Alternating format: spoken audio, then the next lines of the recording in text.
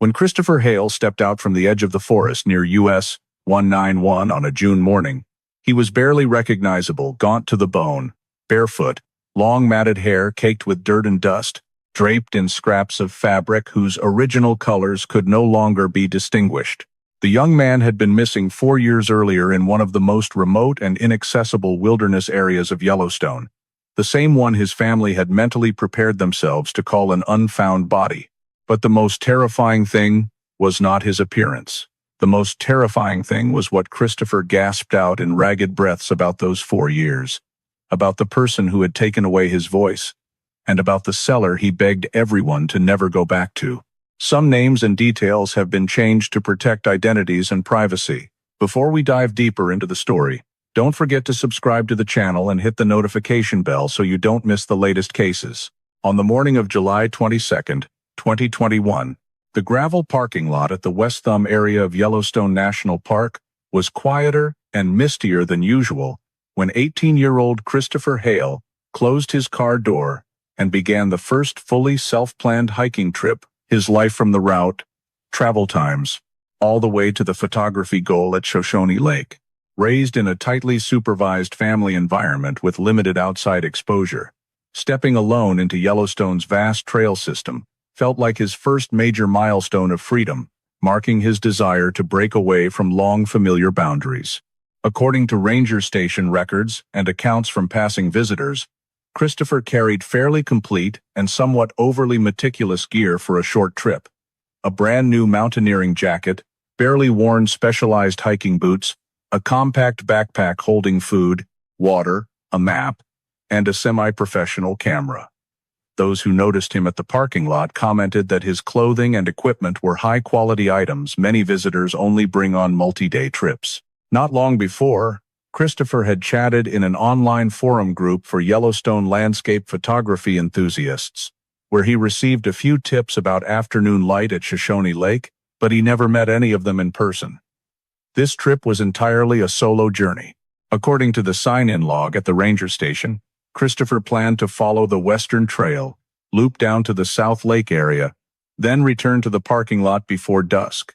Around noon, several witnesses heading the opposite direction reported that Christopher was moving steadily, frequently stopping to photograph open stretches of forest, though he sometimes seemed distracted while checking his phone in low-signal areas. Overall weather conditions that day were favorable.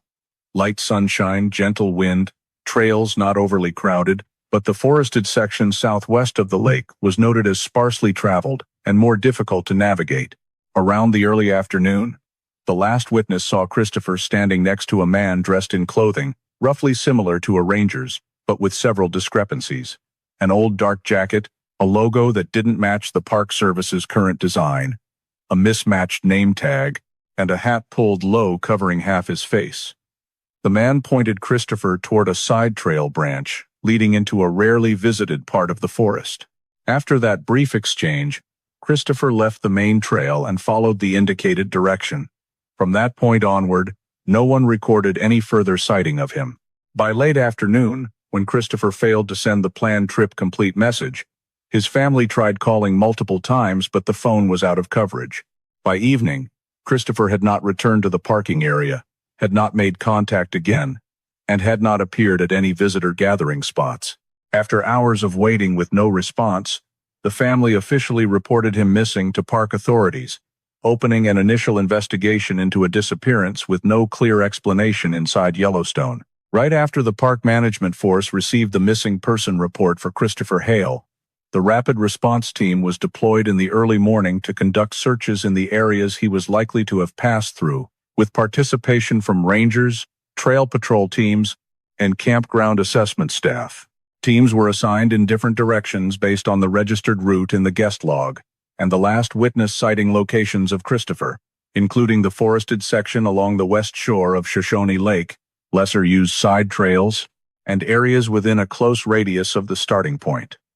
Rangers moved in an extended formation, maintaining enough distance to cover multiple terrain bands, while still keeping voice signal communication possible. Campground staff checked unregistered temporary shelters, flat clearings where visitors sometimes stopped to rest, and recorded campfire conditions, cooled ashes, or other signs of activity to determine whether Christopher had stopped there to avoid sun or take a break mid-journey. The technical unit retrieved all camera data from the West Thumb trailhead, recorders near the parking area, and traffic cameras on roads leading into the park to cross-reference his departure time with the possibility that Christopher left the area on foot. Results showed no footage of him returning to the parking lot or passing through controlled exits, ruling out him voluntarily leaving the park shortly after starting the hike. With no tech-based positioning available, the search team relied on detailed topographic maps of the Shoshone Lake area to mark high-risk locations where getting lost or falling commonly occurs, including trail sections next to the lakeshore with slippery moss, gentle slopes leading down to damp gullies, and sparse forest areas interspersed with dense thickets. Sudden shifts in light across forest patches, limited ground sign visibility, forcing search crews to grid scan small terrain sections by eye. They examined disturbed soil samples, depressions in the leaf litter, broken branches pointing outward from the forest, animal tracks interrupted by human shoe prints, but none were clear enough to confirm Christopher's presence. While the main team focused on trail branches, another group checked transition zones between low and mid-elevation, where ground surfaces are more easily disturbed by body weight, but the soil there showed no indentations matching an adult's weight. This made plotting his movement path difficult since no turnaround point could be identified.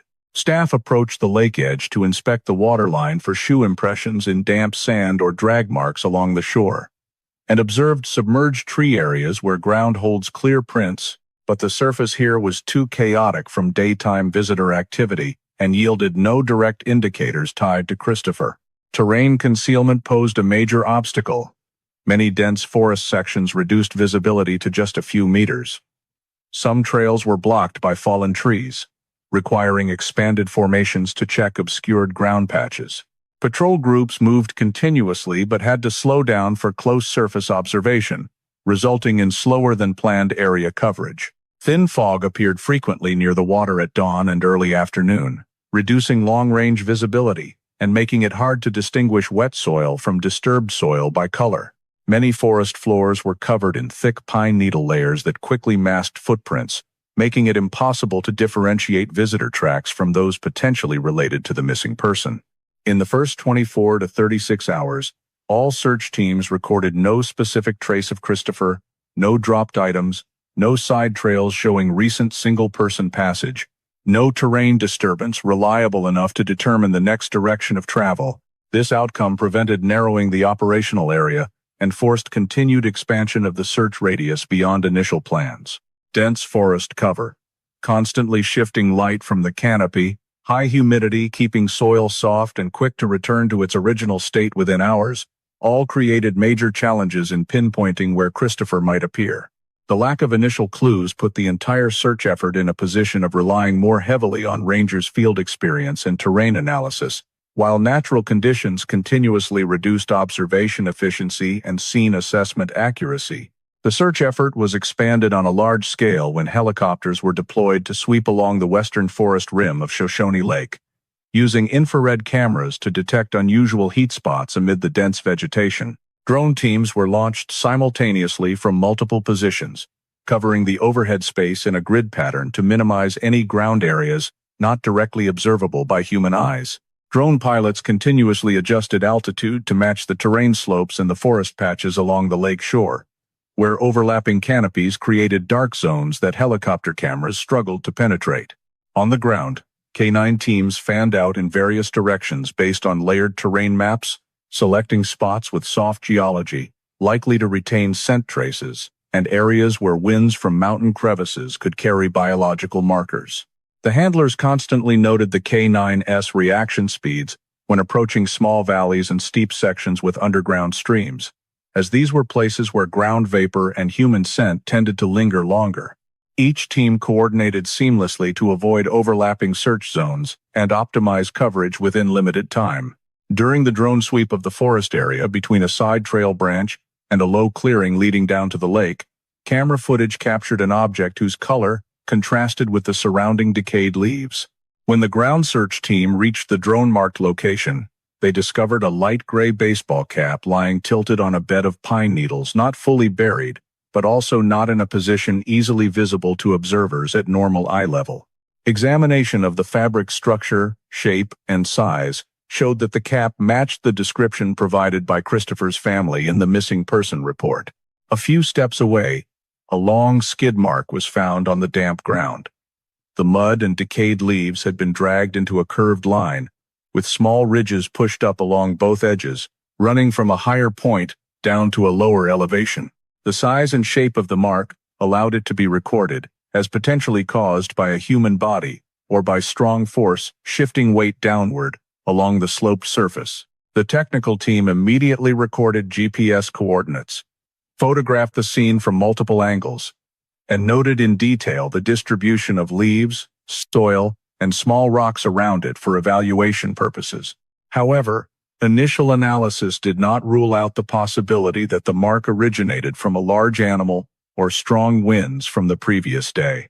The cap and the long skid mark created a new directional hypothesis for the search, causing the area to be expanded along the side trail and the forest strip bordering the small valleys. K9 teams focused on this zone, allowing the dogs to pick up scent from the cap location and move along the sloping land strip. However, the rugged terrain continually scattered the scent into multiple directions that were hard to clearly separate. When additional drone flights provided more data from sweeps along the lakeshore, no images showed footprints or other human items in the soft soil sections that typically retain clear impressions after contact.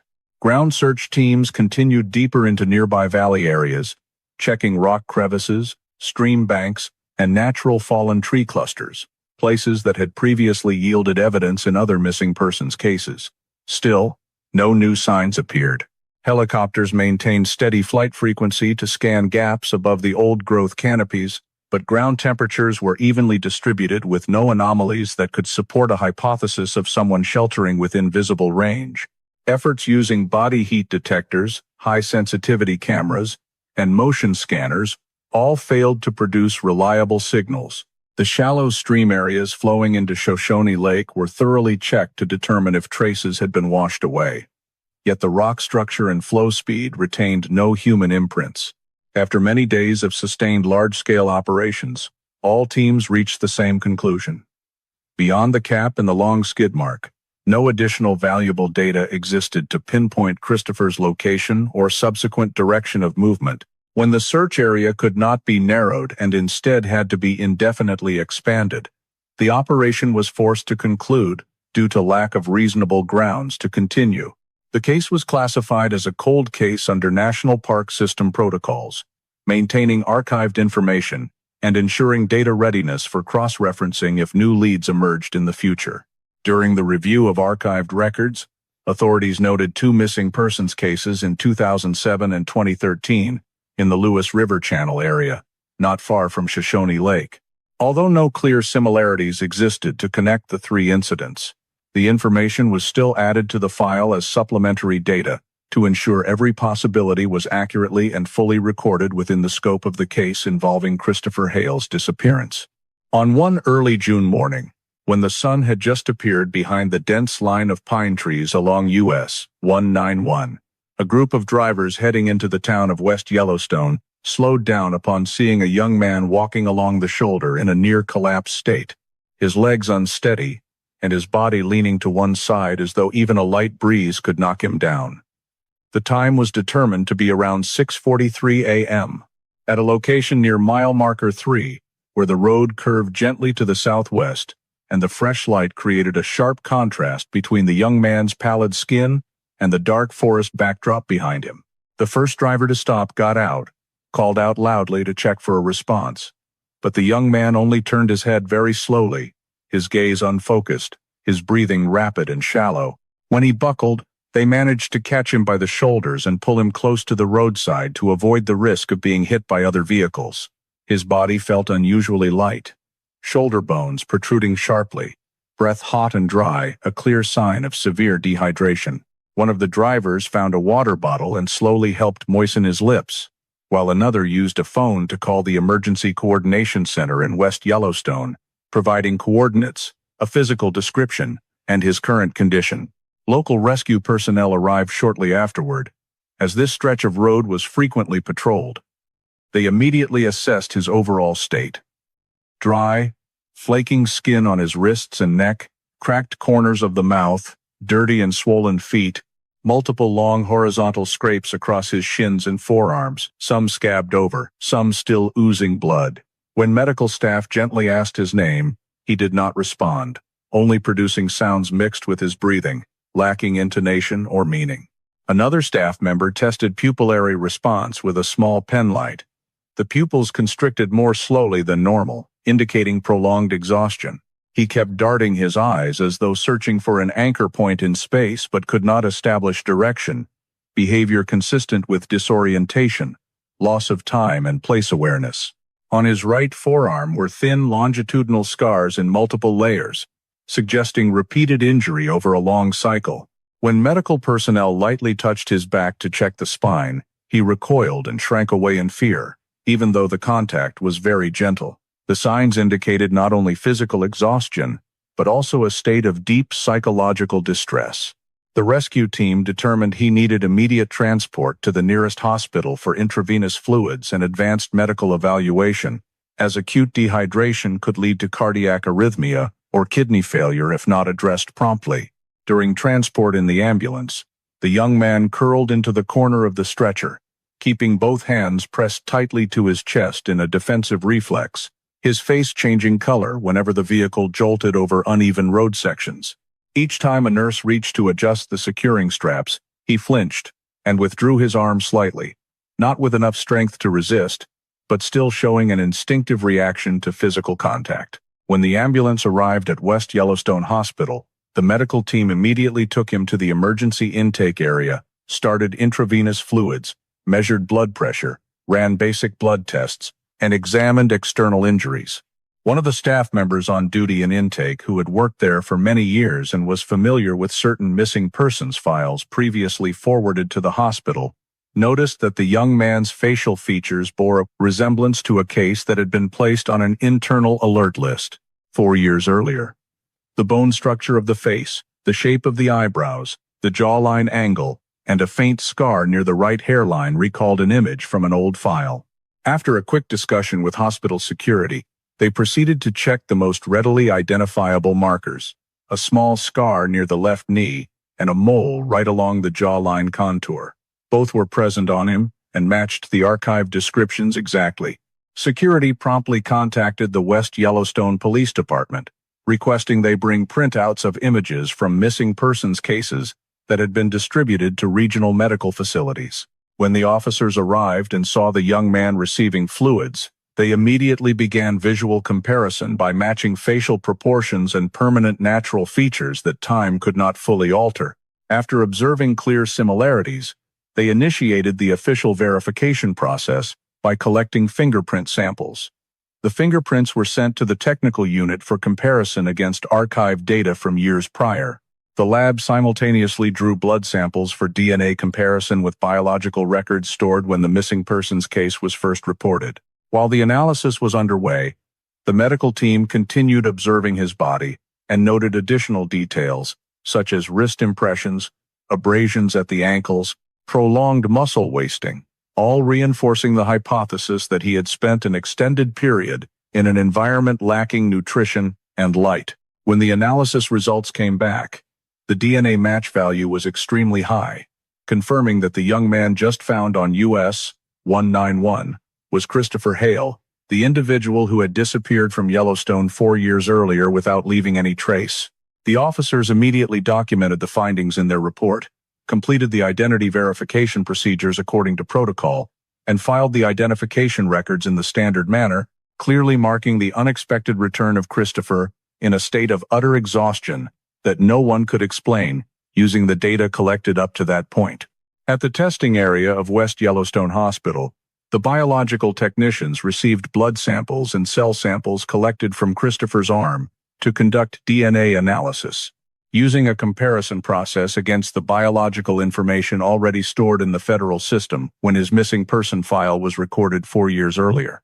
The old DNA sample included a reference sequence extracted from adolescent dental testing and a buccal swab collected according to protocol when the family signed confirmation of the missing person file. Technicians processed the new sample using controlled DNA extraction methods, running the analysis through the standard gene sequencing system to compare the overlap of genetic markers. As the analysis sequence passed through each pair of loci, the similarity rate continuously rose to a level that allowed confirmation that the newly collected sample matched almost perfectly. While the biological technical department carried out the DNA comparison, a separate group of specialists reviewed Christopher's old dental records, including X-ray images of the jaw, positions of filled teeth, enamel structure, and a small misalignment in the left incisor. When the hospital dentist directly examined Christopher's oral cavity, though he was barely cooperative due to exhaustion, the dental features were still clear enough to confirm consistency between the current data and the expensive archived records. The left number 8 tooth had not fully erupted. The enamel borders of the two incisors showed characteristic curvature, combined with the old filling on tooth number 3 factors that could not coincidentally match between two different individuals. After the dental records were confirmed, Christopher's fingerprints were collected using an electronic scanning device and sent directly to the Government Data Verification Unit. The system retrieved the identifier code from his fingerprints, registered for citizenship documents at age 16, and compared it with the new scan. Characteristic points such as whorl patterns, ridge bifurcations, and termination points all matched, allowing clear biometric identity confirmation. While the two technical teams worked, hospital security staff noted small scars on the left forearm and right ankle that had already been listed in the old identification description. A faint horizontal scar across the ankle, about 2 centimeters long, had once been a special identifying mark in the missing person report. At the time of examination, this scar was still clearly visible, though faded due to time and changes in the body's environment. Additionally, the skin area near the left knee had a small arc-shaped scar from a sports injury in adolescence, exactly matching the medical record from 4 years earlier. All identification elements, DNA, dental structure, fingerprints, and existing scars, provided independent evidence while simultaneously reinforcing the conclusion about the identity of the person lying in the hospital. Once the technical reports were completed, authorities drafted an identification protocol with professional confirmation parameters, sending the verification data list along with the official conclusion to the Federal Identification System. The protocol clearly stated that the individual found on US 191 fully matched the person previously reported missing within Yellowstone. After identity verification, authorities contacted Christopher's family through the phone number stored in the old file to inform them that he had been found in West Yellowstone and was receiving intensive medical treatment. The family was instructed to come to the hospital but had to follow the meeting protocol established by the medical department because Christopher's extreme physical exhaustion and disorientation required minimizing external stimuli. Before allowing family access, the professional team prepared an appropriate care room to avoid causing stress to him. Medical staff rechecked vital signs, ensuring Christopher's body was stable enough for limited contact with relatives. During the completion of identification procedures, authorities noted in the protocol that Christopher's return in a state of emaciation, disorientation, and bearing signs of prolonged injury could not be attributed to an ordinary getting lost incident or environmental accident. Elements such as impressions on the wrists, alternating old and new injuries, and severe malnutrition were recorded as indicators potentially related to human impact. Without drawing conclusions about the nature of the case, authorities only noted that this situation showed abnormalities beyond the scope of a simple missing person case and should be recommended for review under the possibility of criminal involvement. The protocol recorded complete identity, medical confirmation, and family contact information into the file, and forwarded it to the relevant unit to ensure that Christopher Hale's case was handled with the appropriate level of attention, given the special nature of his reappearance under ASK. Conditions containing multiple points contradicting the CRESS, natural disappearance hypothesis. Right after Christopher's identity was confirmed, the medical team proceeded with a comprehensive health evaluation to determine the extent of physical deterioration and accumulated injuries during the time he was missing, starting with nutritional analysis and basic indicators reflecting prolonged energy deprivation in the body. When initial weight was measured, The figure was more than 20% below the average standard for an 18-year-old male, with obvious muscle atrophy, especially in the arms and calves, and virtually no subcutaneous fat layer, indicating the body had gone through a long phase of relying on minimal stored energy. Albumin levels in blood tests were severely reduced, confirming serious protein deficiency. Electrolyte levels fluctuated sharply, with both sodium and potassium outside reference ranges, prompting doctors to remain alert to the risk of temporary cardiac arrhythmia. Pulse was rapid but weak, blood pressure low, and dropping further when he changed position, showing prolonged dehydration and circulatory exhaustion. The nutrition specialists, when assessing his overall condition, all agreed that the degree of bodily decline in Christopher reflected stable food deprivation conditions over a period that could not be measured in mere weeks. When muscle strength was analyzed, doctors observed that major muscle groups lacked even minimal resistance to force.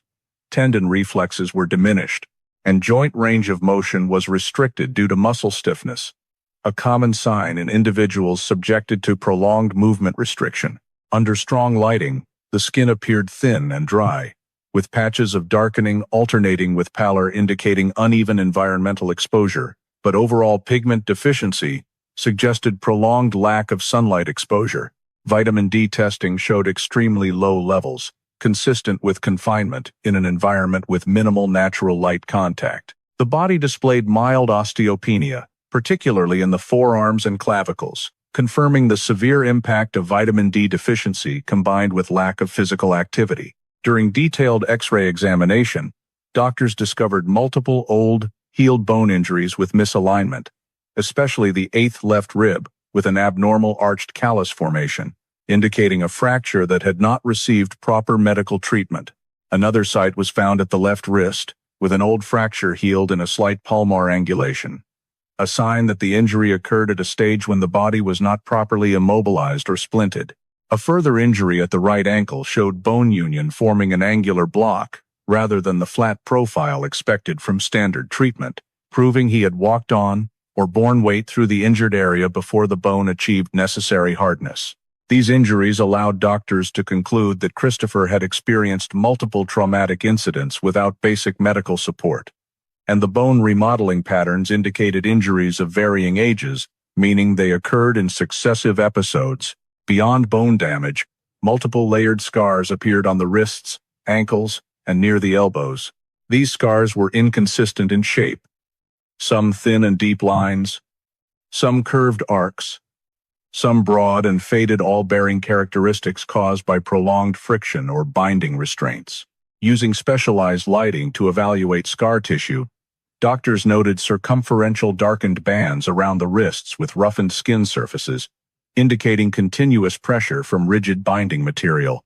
The ankles showed slight indentations and long linear scars, confirming restraint conditions long enough to cause tissue remodeling. When measuring scar depth with optical equipment, doctors determined there had been instances when bindings tightened enough to cause minor tissue severance without leading to severe infection, suggesting minimal care to prevent necrosis, but not from standard medical sources.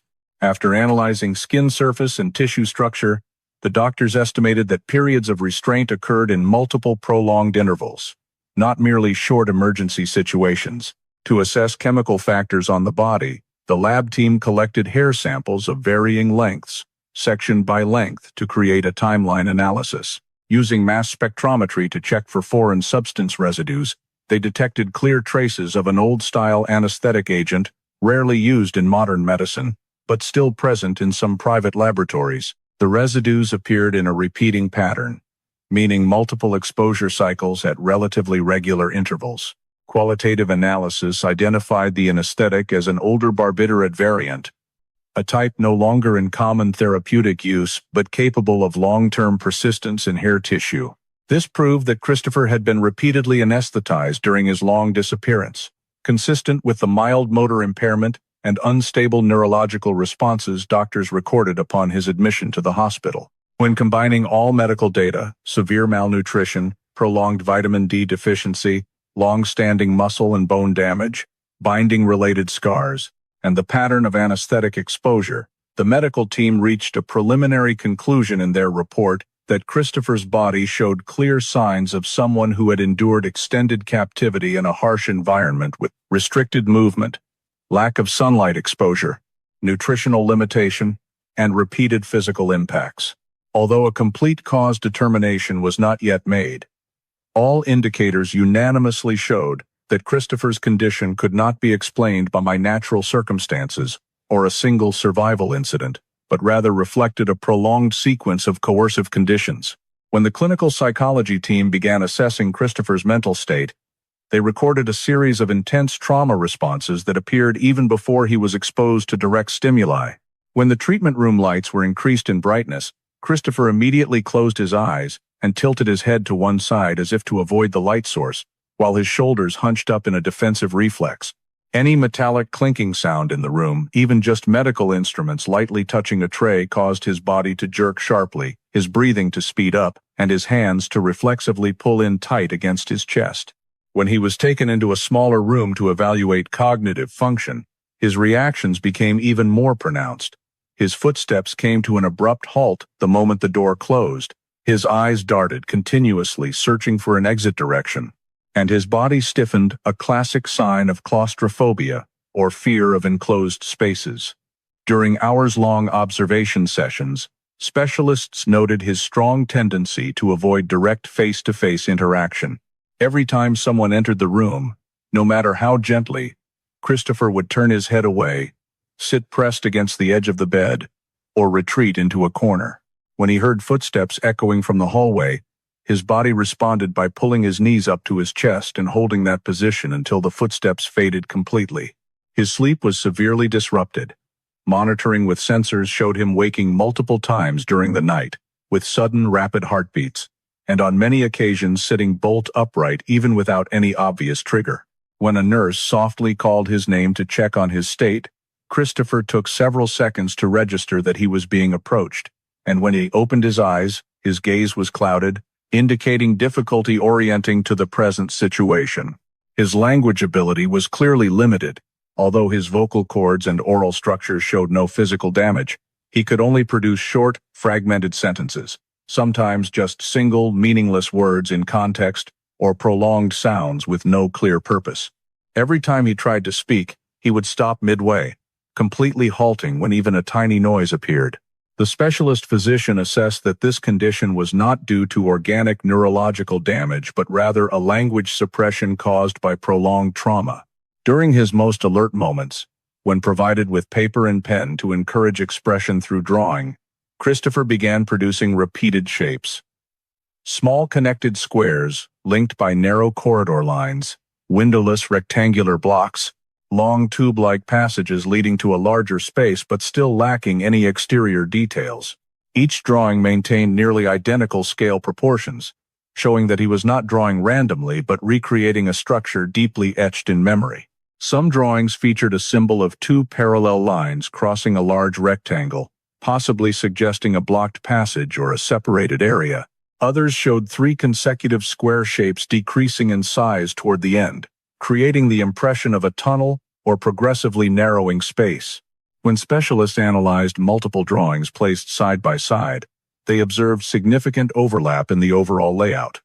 One main area, series of smaller connected spaces linked by narrow passages, and an endpoint emphasized with heavier lines.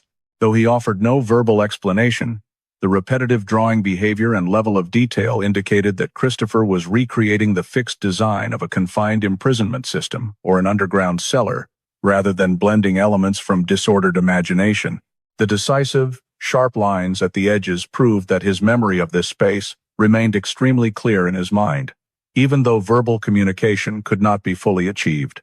Each time he finished a drawing and set the pen down, his body trembled slightly, his hand gripping the edge of the paper tightly, as though the memory of that space exerted intense psychological pressure. The experts continued to observe his reactions every time the pen touched the paper, noting that he typically began with vertical lines, then connected segments in consistent proportions, demonstrating that the drawing process was a reflexive behavior from real experience rather than arbitrary creative activity. When the psychologist asked if he could add details to the drawing by pointing to the connecting lines, Christopher pulled his hand back and shook his head lightly, showing an emotional boundary around the memories he carried. These avoidance behaviors appeared not only during communication, but also in simple activities such as changing wound dressings, drinking water, or shifting position. Whenever someone came within a certain distance, he would immediately sit up straight and scan for the nearest escape route, indicating his body remained in a constant state of high alert. From these observations, the expert team concluded that obtaining a statement from Christopher could not follow standard procedures. All forms of communication had to occur in a low-stimulation controlled environment, with dimmed lighting, reduced noise, and allowing him time to adjust before any questions were asked. Any questioning technique that felt coercive or pressuring could trigger panic responses, causing him to withdraw or lose communication ability entirely. Therefore, the medical notes clearly stated that Christopher required specialized psychological support processes to gradually restore his expressive ability and reduce chronic fear responses, while all collected data must be considered in the context of the profound trauma he was carrying. During continuous observation in the intensive care unit, the team of specialists noted that although Christopher was almost unable to communicate in complete sentences, he still uttered fragmented key words that, when separated from states of panic, carried significant directional value. His mumbling episodes often occurred when he was half awake, half asleep, or when suddenly startled by small noises, and the content repeatedly revolved around concepts such as medicine, measure, check, heat, injection, red light. Among these, the word medicine appeared most frequently, often accompanied by a hand motion stroking along the arm in the direction of the veins. When doctors gently monitored this behavior, they observed that his gesture precisely mimicked the location of intravenous injection on the inner arm, indicating that memories related to drug administration were not coincidental but reflected a process repeated many times. The keyword measure appeared along with him, placing 2 fingers on his chest as though a device had once been attached there, and each time he mentioned this word, his breathing pattern changed, proving the action was tied to a stressful experience. When he uttered heat, his facial features tensed, shoulders hunched inward, suggesting he had once been placed in a high-temperature environment or subjected to abnormal temperature shifts in a confined space. The frequency of these words lacked a clear sequence but showed stable repetition, as though his memories were cycling, aligning with bodily experiment-related manifestations. When psychological staff attempted to introduce harmless objects into his field of view to observe reactions, Christopher immediately recoiled upon seeing metallic instruments, even though the object bore no resemblance to a needle. The strong connection between metal and fear led specialists to record this as a conditioned reflex, one that forms only after numerous exposures in painful or uncontrollable contexts. Most notably, Christopher began mumbling phrases with technical specificity unusual for a young man without a medical background. In several consecutive instances, he pronounced very faintly but discernibly the 2 syllables P4, followed by incomplete phonetic chains resembling R2, B6, or Kate. These designations matched the coding style used in laboratory rooms, or compartmentalized small chamber systems in independent unit facilities. When provided with paper and pen, Christopher did not draw people or objects, but instead sketched small rectangular symbols with characters in the corners in many cases. The symbol P4 appeared in the same position, like a fixed reference point. The repeated designation proved these were not random products of disordered memory, but part of a definite structure in the space he had occupied. The investigative team began recording and categorizing all keywords, symbols, and drawings by thematic groups: medical-related group, environment-related group, spatial structure-related group, and behavior-related group. The medical group included medicine, injection, measure, heat, all reflecting a systematic, repetitive, experimental procedure, especially when viewed alongside medical indicators, suggesting the confinement environment may have involved research-oriented manipulations on the body. The environment group included red light, hot, dark, narrow, allowing the assumption that his space featured monochromatic artificial lighting and irregular temperature fluctuations not following natural patterns. The structure group included P4, and the rectangular blocks Christopher drew providing preliminary data to consider the possibility of an underground bunker or secret laboratory facility organized into separate chambers. The behavior group included avoidance reactions, responses to metallic sounds, and defensive behavior when people approached, all compatible with someone who had undergone coercive control. Upon in-depth analysis of the drawings, the investigative team observed that the way Christopher placed symbols in the corners of squares and connected chambers with lines showed high consistency. The relative distances between chambers were maintained at the same proportions, proving the memory was not entirely distorted, but still retained spatial structure at a reliable level. Another notable detail was that he frequently placed the P4 symbol at the position farthest from the edge of the paper, suggesting the area coded as such lay deeper within the overall structure. When the analysis report was submitted to the investigative division, specialists began evaluating the possibility of an underground detention facility or secret laboratory in terrain suitable for such construction. They reviewed geological maps, searching for feasible sites for bunker construction or natural cave reuse, cross-referencing with Christopher's drawings for similarities. Although no physical evidence existed yet, the clues from his fragmented language were strong enough to propose that the case could not be regarded as a spontaneous disappearance. When all data was organized into medical, geographical, and behavioral groups, the investigative team assessed that the case exhibited numerous signs beyond the capacity of local authorities and required consideration under broader jurisdiction. Due to the serious nature of keywords related to experimentation and coercive conditions, the investigative agency in West Yellowstone drafted a report recommending the transfer of the file to federal level for in-depth analysis under authority commensurate with the complexity of the collected clues. When the scattered clues from Christopher's speech and behavior indicated that he had undergone experimental procedures on his body, the investigative team began implementing suspect screening by focusing on individuals with sufficient medical expertise to perform operations such as anesthesia induction, physiological monitoring, temperature regulation, and repeated injection techniques. The Data Analysis Unit requested a complete list of all doctors who had their medical licenses revoked or suspended in the 3 states of Idaho, Wyoming, and Montana over the past 12 years, based on the assumption that the perpetrator possessed high-level expertise but was no longer bound by the legal healthcare system. The initial list included more than 60 individuals, with various reasons such as ethical violations, improper treatment methods, prescription drug abuse, record fraud, or patient data manipulation.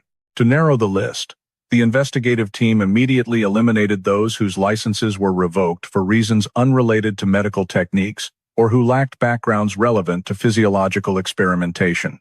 At the same time, they cross-referenced residency history, tax records, vehicle registration data, and credit activity to identify individuals who could not have accessed the Yellowstone area during the period Christopher went missing, for example, those who had moved to another state, those incarcerated in correctional facilities, or those with fully verified travel histories reported in access control systems. After eliminating this group, the list was reduced to fewer than 20 people. The investigative team then conducted deeper analysis of each file, focusing on those who had previously been caught performing unauthorized experiments on patients or using medical equipment for non-treatment purposes. They searched for cases involving unapproved trials, injections of unidentified chemicals, unsupervised anesthesia procedures, or peripheral physiological research. Among the files under review, only 3 individuals had been investigated for activities related to experiments outside the bounds of medical practice, and only one of them had a notable connection to the type of anesthetic found in Christopher's hair samples. The hair sample showed residues of an old-form barbiturate, a drug rarely used in modern medicine but consistent with individuals who habitually used stockpiled old medications or obtained them from illegitimate sources. When reviewing license revocation histories, the investigative team discovered the file of a doctor who had worked at a small facility in Idaho and had been suspended for using unverified chemicals in a series of unreported internal experiments.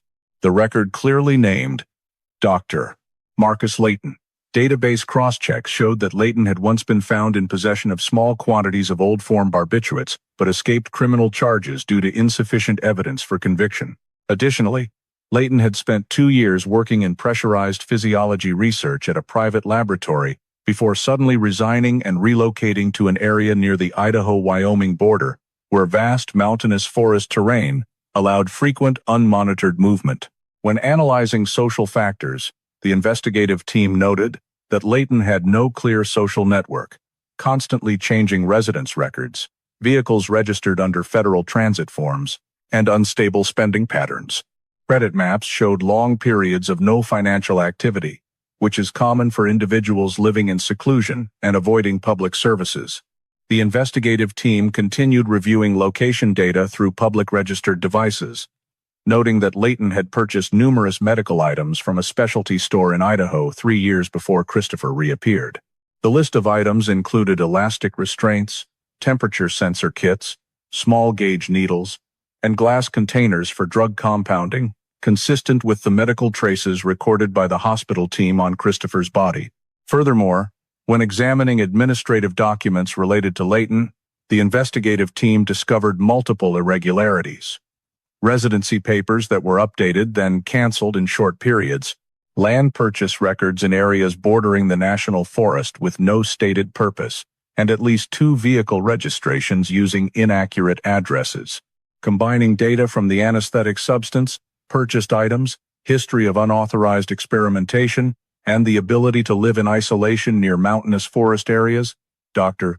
Marcus Leighton emerged as the most prominent suspect in the screening list. The investigative team created a separate file for Leighton, compiling all information related to his professional background, violation history, lifestyle habits, and mobility via minor routes near the national park area. Terrain maps were processed to assess potential access to Yellowstone from less monitored directions and to evaluate whether Leighton could have traveled those routes without being recorded by traffic cameras. The data gathered from the list of revoked licensed doctors, when combined with the anesthetic traces and the pattern of medical injuries on Christopher, led the investigative team to determine that focusing a deep investigation on Marcus Leighton was the most feasible direction to clarify the chain of events related to the period of Christopher's disappearance and what occurred throughout that time. In the sessions prepared according to controlled stimulus protocols to limit traumatic reactions, Christopher began providing fragmented but valuable pieces of memory for reconstructing the moment of initial contact. When asked to describe the man he encountered on the trail, he used his hands to mimic the gait of someone walking slowly, slightly hunched, shoulders rolled forward as though trying to conceal something. His limited language only produced short words like hat, low, shirt, green, old, look, not right, but his hand gestures helped recreate how the man used his left hand to tightly grip his own right wrist, like a habit or a tense gesture. When given a notebook and pencil, Christopher repeatedly drew the man's hand posture in the same looped manner, leading the investigative team to believe it was a distinctive habit of an individual with a medical background, someone who often squeezed their wrist at the pulse point when concentrating. In his action-based description, Christopher indicated that the man, upon approaching, did not greet in the usual way but stood off to one side of the path, observing him for longer than necessary, before suggesting there was a trail around the lake leading to a prettier spot for taking photos. When reenacting the sequence with gestures, Christopher pointed in the direction he believed the man had signaled, a narrow side branch to the left of the main trail where the tree canopy created a darker feel. As soon as he stepped onto that path, the man followed immediately behind, close enough to make him feel uncomfortable but not yet enough to signal outright attack, and he described this by bringing both hands steadily closer together in front of his chest in a rhythmic motion. When asked about the moment danger began, Christopher placed both hands on his own neck, thumbs pressing lightly under the ears, then drew them down toward his chest, describing the sudden sensation of something pressing hard against the skin near his neck. He squeezed his eyes tightly shut and uttered smell, strong, prompting specialists to associate it with an inhaled or sprayed anesthetic agent. Although he could not express it fully, his movements clearly mimicked the feeling of losing balance and collapsing. When shown a large printed topographic map of the Shoshone Lake area, Christopher could not pinpoint an exact spot, but swept his hand in a westerly direction where the main trail split into two branches, one leading toward dense forest with heavy canopy cover. The specialists placed reference points on the map following his indicated direction, using his recalled weak light and gentle slope described by tilting his hand downward. From there, they narrowed the feasible area to a heavily wooded section with numerous unofficial animal-created side paths, matching the imagery Christopher was trying to convey. When shown a 3D terrain simulation map, Christopher reacted more strongly in areas with continuous slopes and small forest gullies, indicating that memories of the restraint location were tied to ground with thick tree shade and soft soil. One crucial detail Christopher reenacted through action was how the suspect administered the anesthetic. He mimicked the man's hand, grasping a small cylindrical object, then swiftly bringing it to his face in a decisive motion. This behavior aligned with the technique of someone with medical knowledge, since inducing anesthesia via vapor or spray requires briefly sealing the nose and mouth. Doctors on the investigative team confirmed that Christopher's described motion resembled the use of an older-style anesthetic inhaler, a type once circulated in private laboratories, and requiring a specific angle for optimal effectiveness. This highlighted the strong match between his memories and the professional characteristics of Marcus Layton, who had a background in physiological experimentation and experience with uncommon drugs in modern medicine.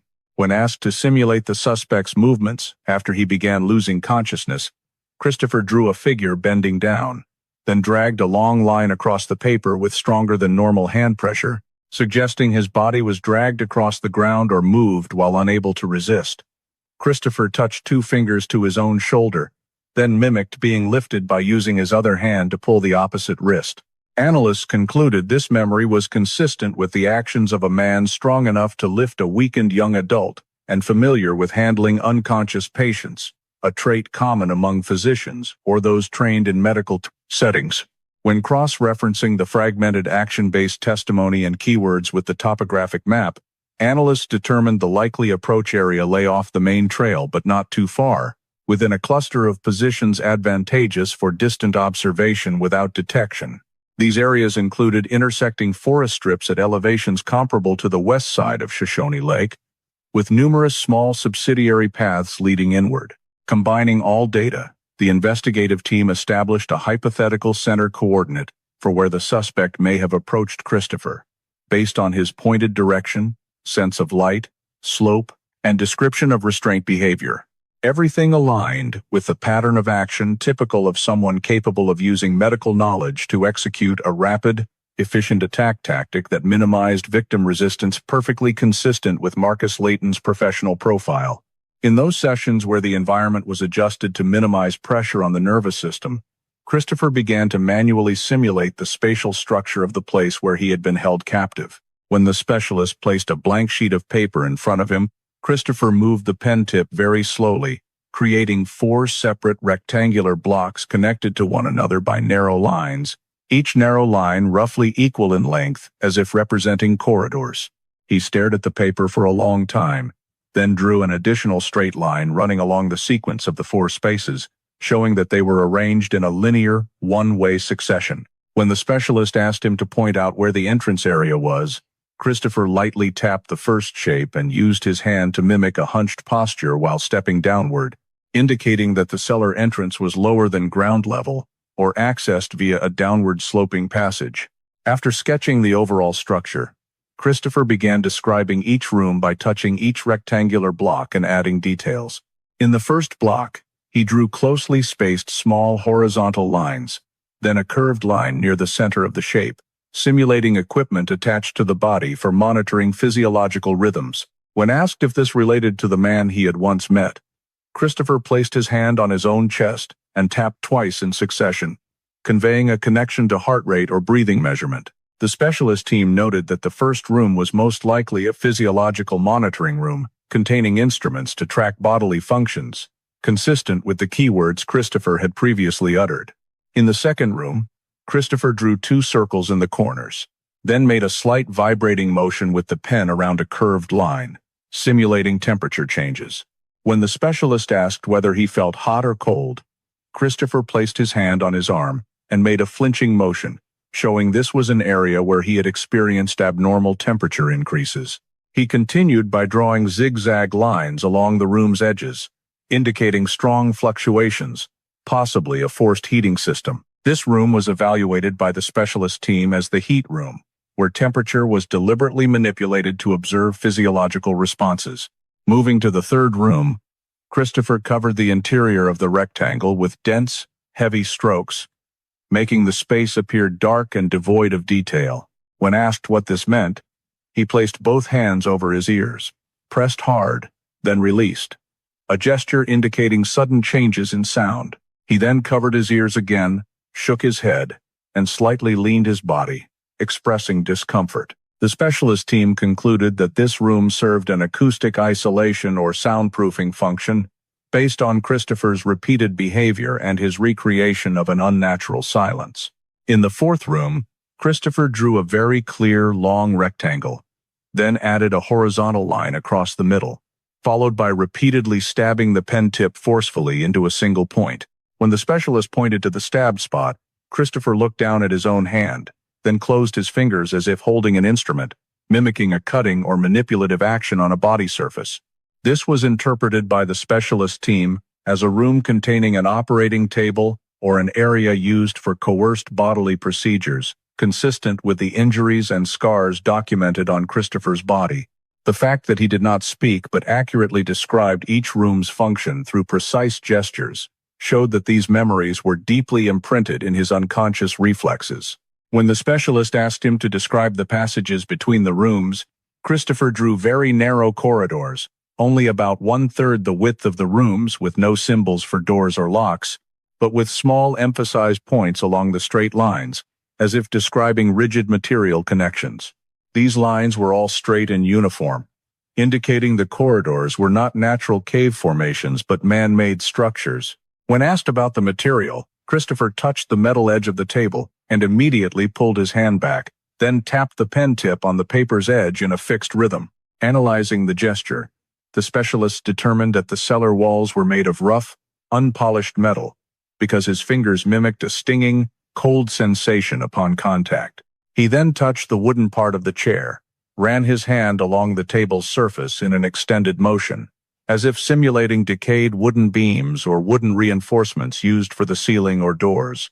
Afterward, Christopher picked up a small scrap of paper, crumpled it lightly, and let it fall, suggesting loose material or the crumbly surface of limestone, characteristic of caves modified from soft rock foundations. The specialist team recorded that the cellar structure likely combined 3 materials: rough metal for walls and framing, old wood for doors or support beams, and natural limestone for the original floor or ceiling. When analyzing the drawings and behaviors, the specialist team hypothesized that the holding cellar was located in an area with limestone geology, where natural cave structures could be easily expanded and modified. Geological maps of the Yellowstone area and the Idaho border were loaded into the analysis system, cross-referencing regions with thick limestone layers, combined with terrain suitable for excavating cellars without collapse risk. These locations included strips of weathered limestone ground forming small natural caves, quite common in the forested southern Yellowstone region, where underground water flows had eroded soft rock layers over time. Based on Christopher's consistent drawings, the specialist team created a preliminary diagram of the cellar. The diagram included a sloped entrance, 4 functional rooms aligned in a straight line, narrow corridors, and mixed wall materials. Each room was labeled according to the description: physiological monitoring room, heat room, soundproof room, and operating table room.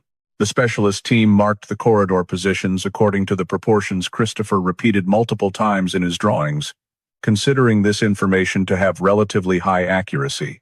Upon completing the preliminary diagram, the investigative group preserved Christopher's original drawings and overlaid them onto geological maps to identify matching areas, establishing a basis for launching clear, targeted searches. In the sessions where Christopher's breathing had stabilized more, he used his hands to mimic the procedures once applied to his body, showing that the sequence of experiments the perpetrator carried out was not chaotic, but organized according to a clearly structured protocol. When the specialist asked questions related to the first room where he was taken, Christopher touched 2 fingers to his chest, then tapped rhythmically, as if illustrating a physiological monitoring device attached to him. He continued by pointing to his wrist and mimicking the motion of wrapping a strap similar to a blood pressure cuff or bioelectric sensor. These actions always repeated in the same sequence, starting from the chest, moving to the wrist, then to the temple area, indicating the perpetrator had a fixed habit for sensor placement positions. When the specialist asked about the purpose, Christopher could not express it in words but clenched his fist tightly, then opened it in a steady rhythm, suggesting the device recorded changes in neural activity or stress levels.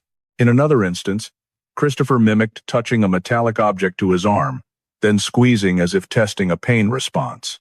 Each time the reenactment reached this part, his eyes widened, breathing quickened, and his throat produced a choked sound, showing the memory of the pain remained intact in his reflexes. The specialist noted that his gestures were not merely a reaction to a simple needle but described stimulation by pressure or low-intensity electricity, a method commonly used in neurological response research. Next, when asked to describe the times he was injected with hormones, Christopher held the pen like a syringe and swiftly, precisely brought it to the inner arm area, demonstrating the technique of a skilled injector.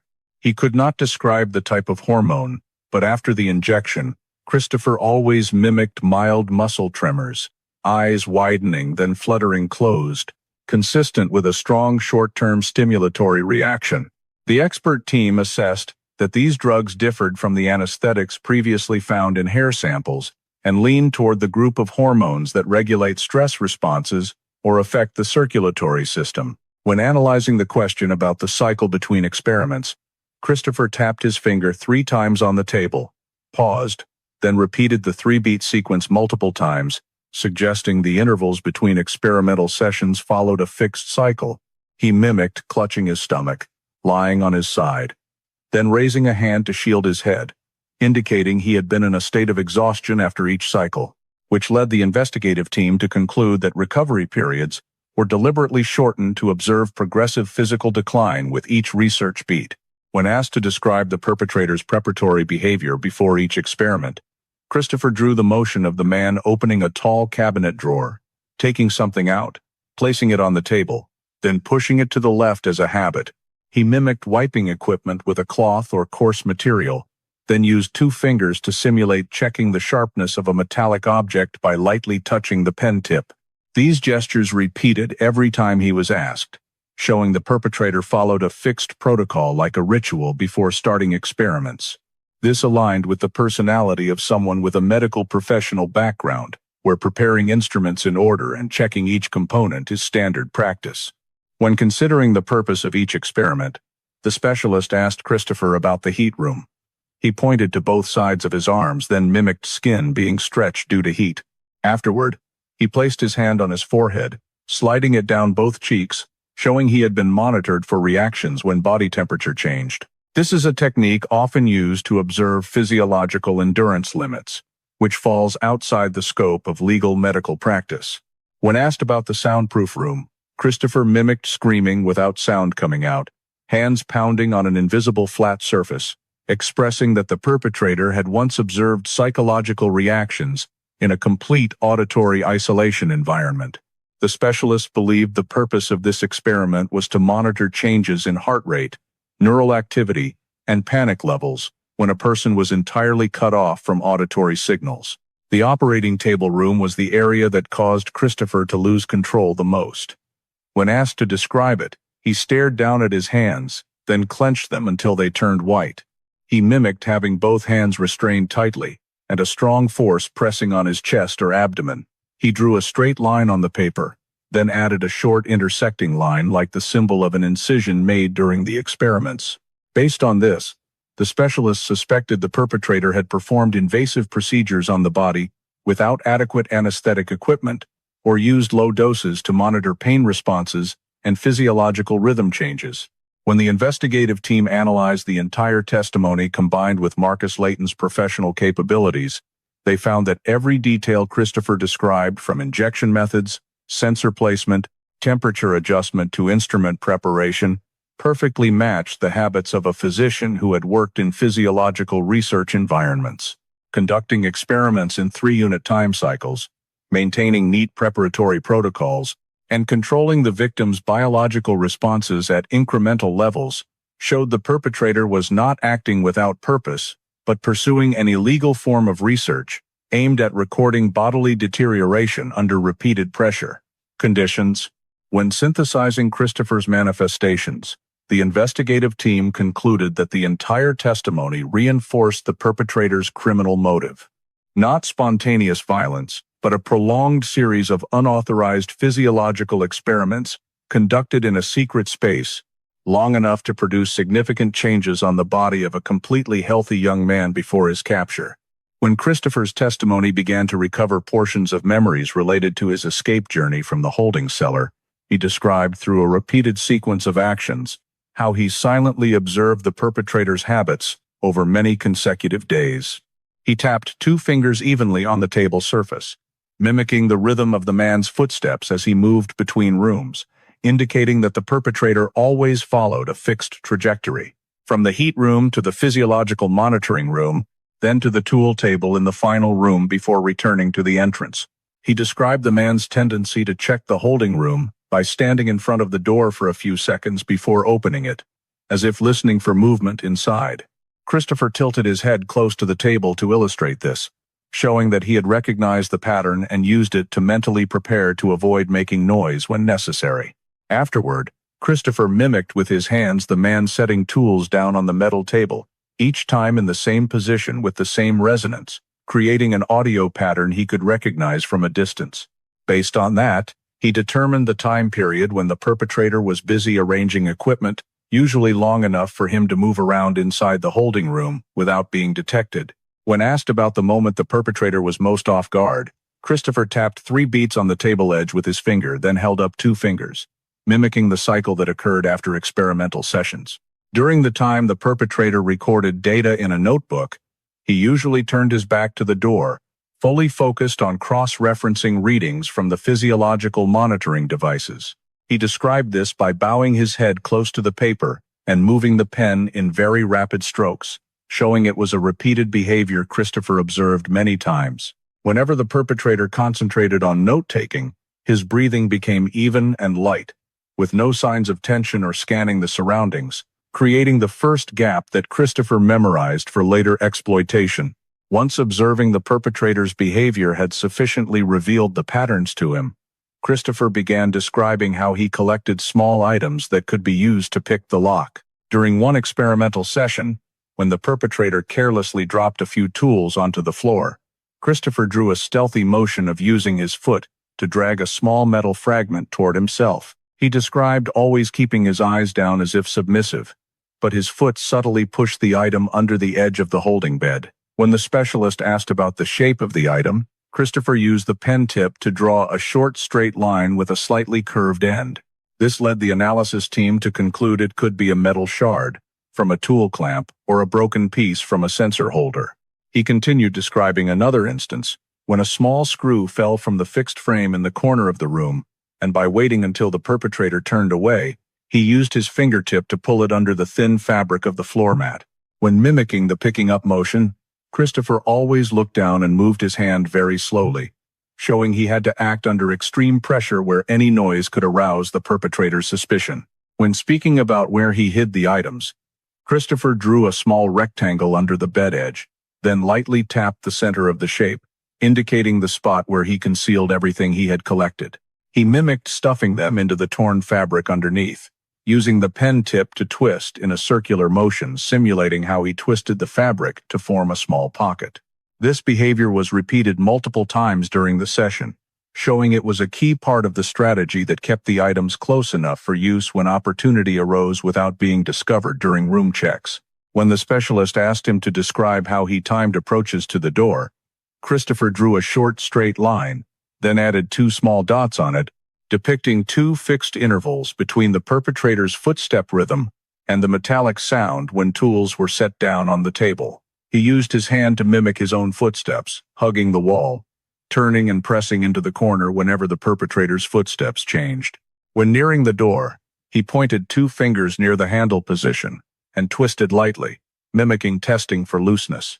He described having to perform this many times to avoid making noise. When simulating the assumed lock-picking action, Christopher used a pencil fragment as a substitute, rotating his wrist in precise motion, creating the image that he had observed how the perpetrator used the key and memorized the required turning direction.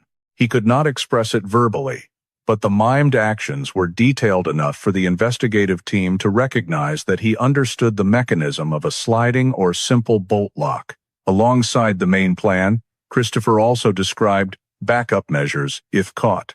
He raised his hand to cover his face, then mimicked collapsing to the floor as if experiencing a seizure, implying that if the perpetrator spotted him near the door, he would pretend to have a drug reaction or sudden collapse to divert attention. When asked if this had ever worked, Christopher nodded lightly, then pointed to his abdominal area, afterward mimicking labored breathing, indicating that the perpetrator typically responded by checking his physical condition rather than immediately punishing. This showed the perpetrator's mindset was to maintain a stable experimental subject, not wanting excessive damage, and this was a factor Christopher exploited to buy additional time. He described a second backup plan, using noise from other areas as distraction. Christopher drew small dots on the paper in the room, then lightly tapped with the pen tip, describing how he secretly dropped a small object into a corner to create sound elsewhere, making the perpetrator think the anomaly did not originate from the door area. When the specialist analyzed this behavior, they clearly saw Christopher's observational ability had reached the point where he could predict the perpetrator's reactions to different types of sounds, reflecting the long period of captivity that forced him to become acutely sensitive to every minor change in the confined space. All testimony was recorded on video and diagrammed to serve analysis of the feasibility level in each action Christopher described, providing a basis for evaluating the entire escape plan he had prepared through persistence and observational skills, far exceeding the normal conditions of someone held in such a harsh environment. When asked to reenact his escape journey, Christopher extended his trembling hand, then mimicked twisting his wrist, indicating the moment he reached the cell door and tried to unlock it using an item he had collected earlier. He used the pencil to substitute for the piece of metal he had obtained, inserting it into the gap between the 2 locking bars and turning it very slowly, simulating the need to adjust the angle multiple times to find the exact position of the sliding bolt. With each turn, he lightly tapped the pencil tip on the table, showing the difficulty and tension of trying to maintain absolute silence. When asked about the feeling when the lock clicked open, Christopher simulated a small sound by snapping his fingers lightly, then flinching backward, showing he feared that noise might alert the perpetrator. After the lock opened, Christopher described slowly cracking the door by using 2 fingers to push the edge of the paper, careful not to let the hinges creak. Once the gap was wide enough, he pressed his hand flat against the wall and moved in short steps, describing the process of crossing the physiological monitoring room filled with equipment prone to making noise. He pointed to areas he believed held hanging sensors or tubing, then performed high-stepping motions to avoid tripping over cables. These actions showed Christopher had to rely entirely on memorized room layout, with no sufficient light to see clearly. When the specialist presented a room diagram for cross-reference, Christopher accurately pointed to the sensor array position that the investigating doctor had previously described, proving his memory retained precise details and that his movement in darkness relied on experiential spatial awareness.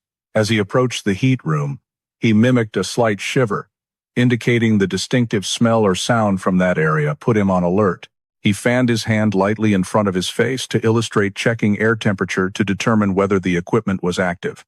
At that moment, he paused and listened to footsteps echoing from a farther room before proceeding. Christopher clearly described avoiding spots he believed had rudimentary monitoring devices, such as fixed metallic objects placed in room corners that could make noise if touched. He drew a small circle on the paper with an X through it to represent positions to avoid, then pointed to a narrow path running along the wall, where he had observed the perpetrator placed no equipment because it was too close to the ventilation system. As he moved toward the corridor leading to the soundproof room, Christopher indicated this was the first time he saw traces of previous victims' presence. He mimicked lightly touching the wall, then pulling his hand back. Afterward, bringing his fingers up in front of his face as though he had touched something sticky. He used the pen to draw short, dark streaks, accompanied by a forceful wiping motion, as if trying to erase the memory. The expert team inferred this could be traces of dried blood or other biological material. Christopher did not speak, but he pressed his lips together and furrowed his brow, showing this memory carried heavy trauma. Upon entering the soundproof room, where he had endured many periods of isolation, Christopher described locating the ventilation duct by placing his hand on the wall and moving along the edge, as though searching for a metal frame.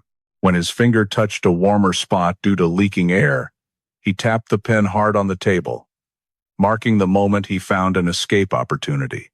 He mimicked removing the vent grill using the acquired metal piece, twisting his wrist and applying pulling force to loosen the 3 retaining clips. He pointed to his thumb, describing a broken nail during the prying process, which doctors noted matched an old injury consistent with his account.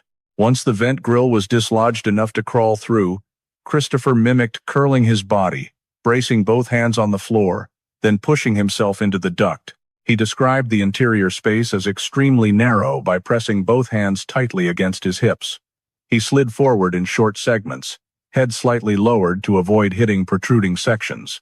When asked how he knew which direction to go, Christopher drew 2 parallel straight lines, then tilted the paper, implying the gentle slope of the ventilation duct. He remembered the direction of airflow and distant sounds, using instinct and temperature changes to determine the path likely leading outside. While reenacting, he tapped his hand in a steady rhythm, showing he had to advance by pushing with his feet in increments, unable to crawl continuously due to physical weakness. At a junction, he brought 2 fingers together in an open V shape to mimic a fork. He tilted his head, then pointed left, indicating that direction had less airflow but faint echoing sounds, possibly an open space.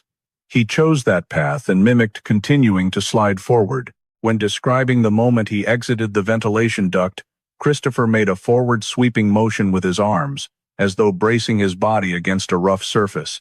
He brought his hand to his forehead, then mimicked hitting sharp rock, implying he was injured while emerging from the narrow rock passage outside the bunker structure.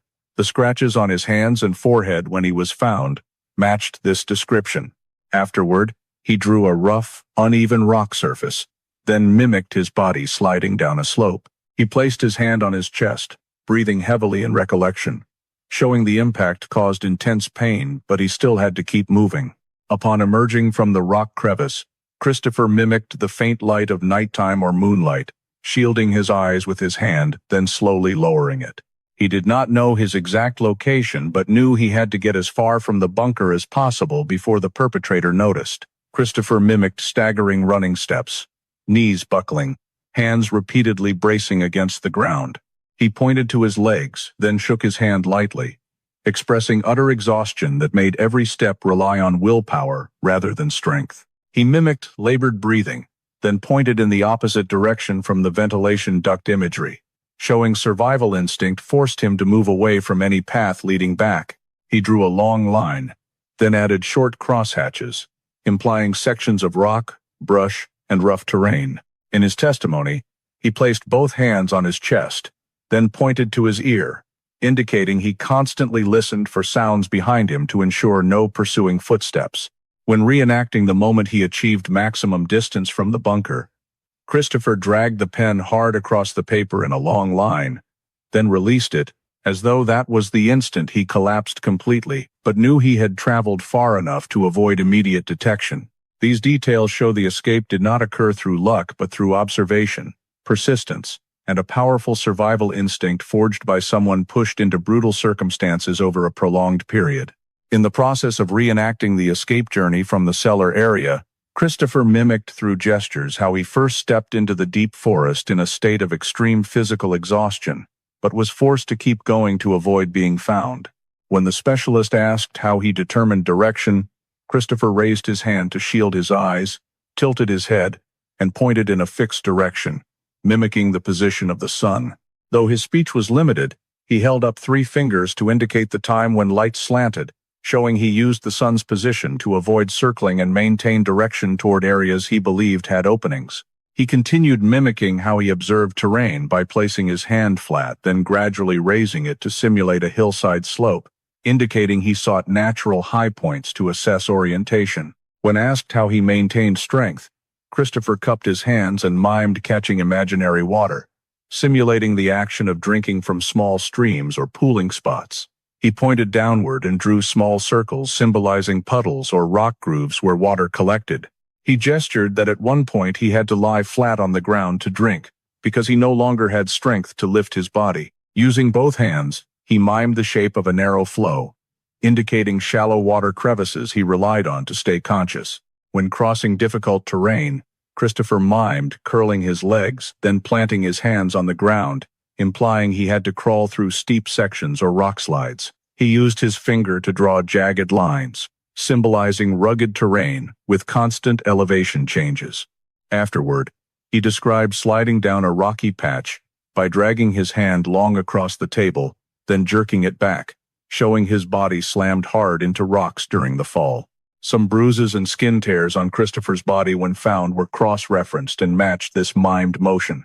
When asked to describe how he knew he was still within park boundaries, Christopher drew a long curve, then added short group strokes on both sides, mimicking dense forest.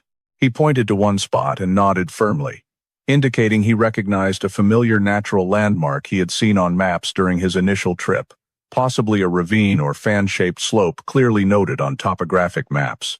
He used the pen to make zigzag lines along the paper's edge, mimicking straight rows of trees and small clearings, which the specialist team assessed as him describing an old burn area from years earlier, where sparse regrowth helped him orient. When asked how he knew the direction toward US 191, Christopher placed two fingers near his ear as if listening, then moved his hand forward in even rhythm, mimicking distant echoing sound. He tapped the pen 3 times like scattered engine noise, then repeated with louder taps by striking the pen harder on the table. This showed he had heard vehicle sounds from very far away and used the sound direction to navigate. He tilted his head and closed his eyes, mimicking the moment of total concentration to pinpoint the clearest sound direction, despite natural noises like wind or trees clashing making it difficult. When the specialist asked how he determined orientation, Christopher pointed to the right side of the map, suggesting he headed toward the area where US 191 ran along the park's western edge. Though unable to speak full sentences, his hand-waving motion horizontally showed he tried to follow an imagined straight path, avoiding getting drawn into winding forest branches. When he described the most difficult stretch, Christopher placed his hand on his chest and breathed heavily, then mimed staggering footsteps with his head drooping as if about to collapse. He drew a vertical line with the pen, then cracked it in the middle, mimicking a rotting tree trunk he leaned on to rest midway. He pointed to his legs, then made a trembling motion, expressing the moment his legs barely supported him. When asked about sections crossing water, Christopher mimed, stepping into shallow streams with water up to his ankles or knees depending on terrain. He drew short horizontal lines to indicate water levels, then mimed, struggling to stay steady against the reverse push of the current. Multiple times in the reenactment, he raised his hand to his forehead as if bitterly cold, showing the deep forest water was near freezing, making stream crossings painful and energy-draining. He mimed, clinging to tree roots to climb the bank, his fingernails scraping hard into the table's wooden surface, causing the specialist to pause a beat to calm him. Even so, Christopher continued expressing through motion, showing determination to keep the memory accurate. When the specialist asked if he recognized any other terrain markers, Christopher drew a large circle with a few broken horizontal lines inside, mimicking an eroded bowl-shaped rocky area commonly found near major roads. He placed his hand on his heartbeat, then drew an arrow leading out of the circle, indicating that upon seeing this area, he knew he was nearing the forest edge. He continued mimicking hearing clearer vehicle sounds by tapping harder 3 times in even rhythm on the table, then nodding. When Christopher described the final moment before reaching US 191, he used both hands to mimic his body leaning forward, as if trying to run while on the verge of falling. He described breaking through the last line of trees where light suddenly intensified, forcing him to raise his hand to shield his eyes. He knelt on the floor, mimicking his body collapsing onto the ground when no strength remained.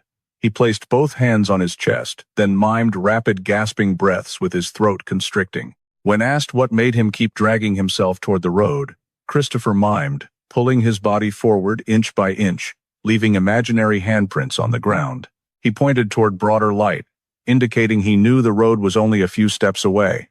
Finally, he mimed the moment both hands touched the hard, cold road surface completely different from forest soil. He lowered his head, released the pen, and his hands shook violently, reenacting the state of total exhaustion where he could only lie motionless.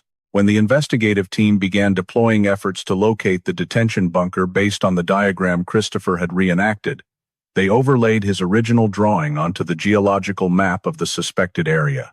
This diagram was input into the LiDAR analysis system used to scan for minor changes in the forest surface structure, including abnormal subsidence points, compressed sediments, hidden channels, or natural voids. Combining LiDAR data with Christopher's observations about slope, wind direction, and echoing sounds, the investigative team narrowed it down to a small zone in the western forest range where there were naturally hollowed limestone formations perfectly matching his description of the bunker materials. When the ground search team approached this zone, they spread out in an arc formation to sweep every square meter, paying attention to areas obscured by large tree roots or dense brush showing signs of compression. At one point, deep within a cluster of old trees, a technician detected a slightly depressed ground surface covered by an unusually thick layer of decayed leaves, as though deliberately spread to conceal it. When the leaf layer was brushed aside, the investigative team saw an old, rotten, and grain-cracked wooden surface reinforced with rough metal bars. The metal ends bore clear hammer marks, indicating manual installation, consistent with Christopher's description of the bunker. After measuring and photographing the current state, they gently pried the wooden surface and discovered beneath it a camouflaged trapdoor leading underground, designed as a downward opening hatch, with hinges deeply embedded in the limestone. The forensic team noted that this mechanism was not a haphazard product but intentionally installed with a systematic design. When the door was opened downward, a strong smell of old metal, mold, and mixed chemicals wafted up distinctly. High-powered lights were lowered in to establish visibility before the examination team descended. The narrow corridor structure appeared first, exactly as Christopher had diagrammed. The metal walls were unfinished, with many spots still bearing handprints or drag streaks from metal friction. The limestone on both sides showed clear chiseling marks, indicating the builder had modified a natural cave into a space containing functional rooms. Upon entering the first room, the forensic group recorded a frame setup for physiological monitoring equipment, with leads detached from fixed positions. The remaining leads showed rust and dried biological traces, matching the function of the physiological measurement room Christopher had described. On a small metal table, they found electrode clips, holders, and sensor pads, all coated in long, settled fine dust, indicating the bunker had been in use for a period far longer than Christopher's confinement alone. In the second room, air temperature showed a marked difference, even though the heating system was no longer operational. The walls bore light scorch marks and heat shock cracking. The floor had black streaks running along the edges, indicating forced heating equipment had once been placed there. Deep scratches on the walls suggested the heating unit had been repositioned multiple times, reinforcing the hypothesis that the perpetrator had adjusted equipment for specific experimental purposes. As the team moved to the third room, sound was noticeably absorbed despite the open corridor behind, confirming this was the soundproof room. The walls were thicker, with makeshift soundproofing materials such as old foam and compressed wooden panels pressed tightly. At one corner, the forensic team discovered horizontal wear marks at shoulder height, highly consistent with Christopher's account of bracing his hands against the wall in a state of panic. At the same time, there were deep scratches as though made by metal objects, believed to be actions of previous victims, suggesting this room was used not only for observing reactions, but possibly for prolonged detention. Upon reaching the final room, the scene prompted the entire team to immediately segregate samples. On a long metal table lay numerous medical instruments such as scalpels, clamps, syringes, and fluid tubing, many bearing dark brown dried streaks. Several syringes had not been discarded, with partially evaporated liquid still adhering inside, highly valuable for physicochemical analysis. Numerous small droplet bloodstains were scattered across the floor, indicating multiple invasive experiments had been performed in this room. Notably, behind the operating table was a metal drum containing old biological material. When opened, the forensic team found heavily decomposed tissue fragments and materials stored without proper medical standards. These samples were collected and sealed immediately as they could relate to the perpetrator's previous victims. In another corner, the forensic team found a piece of fabric embroidered with characters similar to the P4 designation Christopher had mentioned.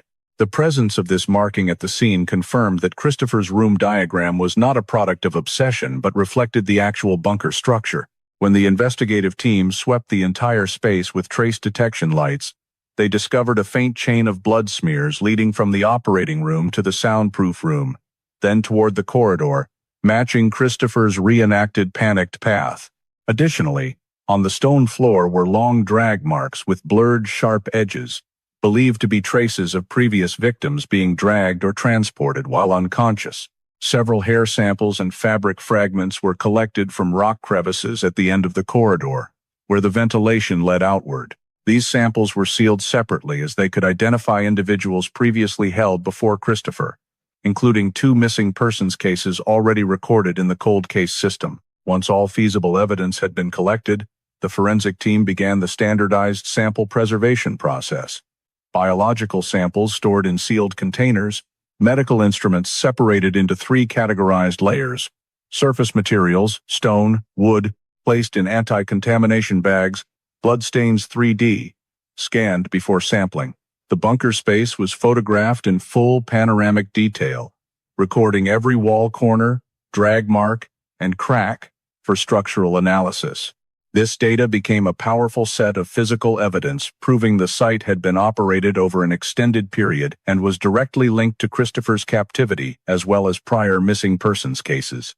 The file compiled on Marcus Layton was analyzed by the investigative team layer by layer to clarify the motive and level of expertise behind the entire structure of the holding cellar, as well as the series of experiments applied to Will, Christopher, and other potential victims. Layton had previously been a physiology research physician at a small private laboratory in Idaho, focused on studying bodily responses under environmental stress conditions and the effects of regulatory hormones. His professional record noted high proficiency in designing electrophysiological measurement models, collecting biological signals, and analyzing circadian rhythm variations.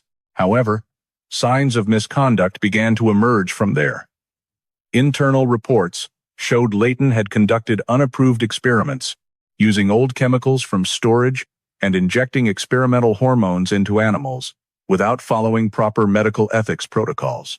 This led to deeper investigation and ultimately resulted in his license revocation for abusing professional knowledge to conduct experiments outside permitted scope, posing serious risk to test subjects. When cross-referencing the criminal behavior in the cellar with the professional behavioral patterns in his old records, the investigative team observed alarmingly high similarities. The physiological monitoring techniques Christopher described matched the sensor attachment models Layton had once designed. The way he prepared tools, cleaned equipment, and checked metal sharpness reflected standard laboratory procedures, placing victims in forced heat environments or sound-isolated settings, aligned with research topics he had once registered but been denied approval for. The 4-room structure Christopher reenacted was also compared to a rejected research proposal by Layton, describing a model for observing multi-layered impacts on the autonomic nervous system of human subjects, using 4 similar exposure phases: physiological measurement, thermal regulation, sensory isolation, and invasive stimulation. This evidence proved that the cellar was not impulsively constructed for mere confinement, but was a secret experimental facility that closely replicated the research environment Layton had failed to get approved through mainstream medical channels. When delving deeper into his professional capabilities, the investigative team confirmed Layton possessed very high knowledge of anatomy and pharmacology. The injection sites on Christopher's body showed Layton avoided dangerous areas like major arteries, but precisely selected regions allowing rapid drug absorption without causing death. Residues of old-form barbiturates in Christopher's hair samples matched the inventory chemicals Layton had once been inspected for, indicating his habit of using outdated medications to evade healthcare system controls. Additionally, the incisions on Christopher's body demonstrated anatomical precision at controlled depths, proving the perpetrator had professional clinical experience, not an amateur. In another analysis, the investigative team reviewed notes recovered from the operating table room in the cellar. The abbreviations, fluctuation charts, and hormone formulas matched academic materials Layton had previously used. Some pages even described variations in neural responses as recovery time is gradually reduced, corresponding to Christopher's testimony about the 3-unit time cycle between each experiment. Furthermore, entries included lines targeting pain tolerance thresholds without interference from analgesics, revealing clear intent to stimulate victims with controlled pain. These elements strongly reinforced that Layton not only sought to recreate the lost research environment, but also pushed it to extreme levels far beyond medical and ethical boundaries. When analyzing the overall motive, the investigative team concluded that Layton's actions were not driven by pure malice, but served an extreme physiological research agenda where victims were treated as experimental subjects to measure bodily responses under continuous pressure. This motive was not impulsive, but long prepared. The cellar was built with geological knowledge, material selection, and ventilation systems. Equipment was gathered according to experimental needs. Procedures were consistently repeated, and records were systematically organized. All of it indicated Layton's attempt to recreate his own version of the laboratory he was no longer licensed to operate after revocation.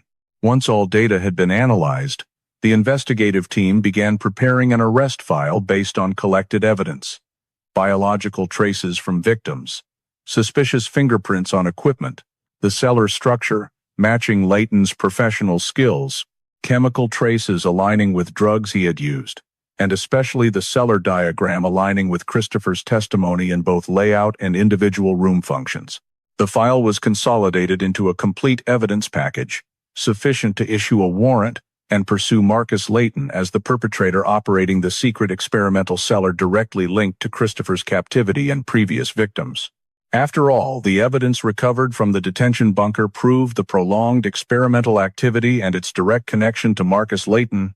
The federal agency swiftly established a dedicated tracking task force to monitor every signal of his movements through vehicles, shopping habits, residency behavior, and remaining traces of activity in data systems. The analysis unit began by reviewing license plates and identification signals of vehicles previously registered under Layton's name, including older vehicles he habitually purchased with cash to avoid reporting systems. A silver 1998 pickup truck that appeared multiple times near the Idaho-Montana border became the central lead. The license plate on this vehicle had been updated via a handwritten application, authorized for operation in rural Idaho, and through traffic camera data, the vehicle was recorded traveling in patterns highly characteristic of a reclusive lifestyle: sporadic refueling at small stations, avoidance of urban areas, and long stops in sparse forest zones. The analysis team extracted GPS data from fuel purchase transactions. Even though Layton always paid in cash, the pump times and station locations remained in stored systems, and constructed a trajectory map showing the vehicle frequently appeared in the Salmon Chalice National Forest area, where numerous unregistered private cabins, or those listed only as temporary structures, existed. When real-time satellite imagery was pulled, the investigative team spotted a wooden cabin deep in the forest north of Salmon, surrounded by rugged terrain that made large vehicle access difficult. The cabin showed signs of long-term use: freshly eroded access paths, windows boarded to prevent light leakage, a chimney with recent black soot streaks, and snow around the cabin melting faster than in surrounding areas, clear indicators of continuous heating activity. These elements aligned with Layton's behavioral profile of always seeking isolated hideouts and concealing all activity from observation. After determining the cabin had a high level of suspicion, the tactical team decided to launch an arrest operation in the early morning when the likelihood of Layton leaving the cabin was lowest. They moved in a three-pronged formation, using natural trails to minimize noise. A drone was positioned approximately 100 meters from the cabin as the crow flies, maintaining low altitude for observation without generating noise. Through infrared camera, they detected slight movement inside the cabin, a figure moving slowly, possibly Leighton. Once the position was confirmed, the team leader ordered a surround of the cabin from 3 directions: front door, beside the window, and rear where a potential backup escape route might exist. When the front door group used a specialized bolt cutter tool to open the door without major noise, agents simultaneously rushed in, lights on, and ordered Leighton to stand still. He stood in the center of the room, both hands holding a notebook, showing no sign of resistance. Agents approached, cuffed him, and separated him from the safe area to gain full control of the situation. The cabin was then marked and shifted to crime scene examination mode. Inside the cabin, the forensic team discovered an extensive collection of research documents spread across a wooden table, pages filled with physiological notations, body diagrams, hormone scales, heart rate charts, and numerous descriptive passages that matched Christopher's testimony about the experiments he had endured. The thickest notebook among them contained detailed descriptions of multiple subjects coded differently, such as RO7, L13, T95, designations that immediately prompted the investigative agency to link them to cold case files previously recorded in the Lewis River Channel area. This confirmed the cabin was not a temporary refuge, but the place where Leighton built his planning center, analyzed experimental data, and identified targets. In a left-side desk drawer, the investigative team found numerous old chemical vials, some still bearing faded labels from the laboratory where Leighton had once worked. Chemical residues inside matched the old barbiturate type detected in Christopher's hair samples, strengthening the pharmacological link. Nearby, a tin box contained multiple syringes, needles, glass tubes, and metal clamps all wrapped in old paper and arranged in a highly organized manner, showing Leighton still maintained laboratory-like operational habits. In a corner of the room, the forensic team discovered a wooden basket full of scrap paper, many pages with unfinished notes describing physiological variations at different time points. Some pages explicitly stated, subject not adapting, need to replace sample, causing investigators to suspect the number of his victims might be greater than previously discovered. As the cabin search expanded further, they found a large map attached to the underside of the wooden table. This map had been marked with numerous red pinpoints: small rock caves, narrow trails, low traffic zones. Some points coincided with the detention bunker they had already located. The remaining ones could be areas Leighton had surveyed to expand his experimental range. Beyond the map, the investigative team discovered a numbered list of potential targets using codes instead of real names. These codes came with descriptions of age, health status, gender, and suitability level for specific types of physiological research. The existence of such a list proved Leighton's criminal motive was systematic and long-term, not impulsive behavior. All these documents were seized and sealed under strict protocol. As the cabin was further inspected, investigators found no traps or explosives, but they discovered a set of biowave measurement equipment, including sensors, leads, and a handheld data reader. The equipment was old, but still functional, a clear proof that Leighton continued his research even while living in seclusion. After completing the search, agents proceeded with Leighton's transfer procedures. He was escorted out of the cabin in handcuffs, placed into an armored transport vehicle, and monitored by 2 federal agents. On the route out of the deep forest, the investigative team noted the cabin was fully sealed, all evidence loaded onto vehicles per standard, ensuring an unbroken chain of custody. As the vehicle carrying Leighton left the remote forest area, all documents, equipment, and evidence recovered from the cabin, from chemicals, research notebooks, maps, target lists to medical items, were categorized for direct transfer to the Federal Analysis Lab. The arrest was carried out safely, without injury, and ensured Leighton could not destroy documents, providing a solid foundation for the criminal prosecution process based on direct evidence obtained from both the cabin scene and the experimental bunker. In the hours-long session with a completely controlled environment designed to avoid triggering trauma, Christopher began providing supplemental testimony with a clearer sequence, allowing investigators to reconstruct the entire period of his abduction, captivity, and escape. He reenacted the moment he was approached on the Shoshone Lake Trail by using his hand to mark the position where the man stood next to the narrow turnoff, then described the suspect's gesture directing him to leave the main trail. Afterward, he mimed a metallic object being pressed against his face, leading to a strong chemical smell and a choking sensation that caused his body to lose balance. The investigative team linked this detail to the anesthesia tube recovered from the cellar, which bore chemical traces matching the analysis from Christopher's biological samples. When describing the moment he woke up, he used his hands to recreate 4 narrow walls surrounding him, while tapping 2 fingers on his chest to indicate sensors that had been attached to his body. This detail matched the physiological monitoring system found in the first room of the cellar, reinforcing the accuracy of his testimony. Christopher continued by dividing his testimony into 3 distinct phases: the initial period of immobile confinement, the period of stable cycle experimentation, and the period of escape preparation. In the initial confinement phase, he described being restrained, with rigid straps around his wrists and ankles, unable to move. The impressions on his skin, when found, matched the size of the restraint straps recovered from the physiological monitoring room. He mimed how the perpetrator entered the room each day to check heart rate and breathing, using his hand to describe devices being attached to his wrist, temples, and chest. The medical adhesive residue and light abrasions at those locations were confirmed by forensic physicians as evidence consistent with his testimony. Christopher transitioned to the experimentation phase by reenacting the repeated cycle of physiological measurements, temperature adjustments, and pain response tests. He drew numerous small circles to mimic heat sensors, then tapped rapidly to illustrate pain reflexes when stimulated. The remaining notes on the operating table, including hormone fluctuation charts and heart rate graphs, were cross-referenced by the analysis team and showed clear correspondence with his testimony. One note found in the cellar notebook read, "Response diminishes per cycle, need to increase thermal impact," perfectly matching the action Christopher described when he pointed to his side and mimed burning skin. These details confirmed that the perpetrator had operated a structured experimental protocol, and Christopher's testimony was not the product of trauma-induced imagination. When describing the escape preparation phase, Christopher reenacted how he observed the perpetrator's movement habits.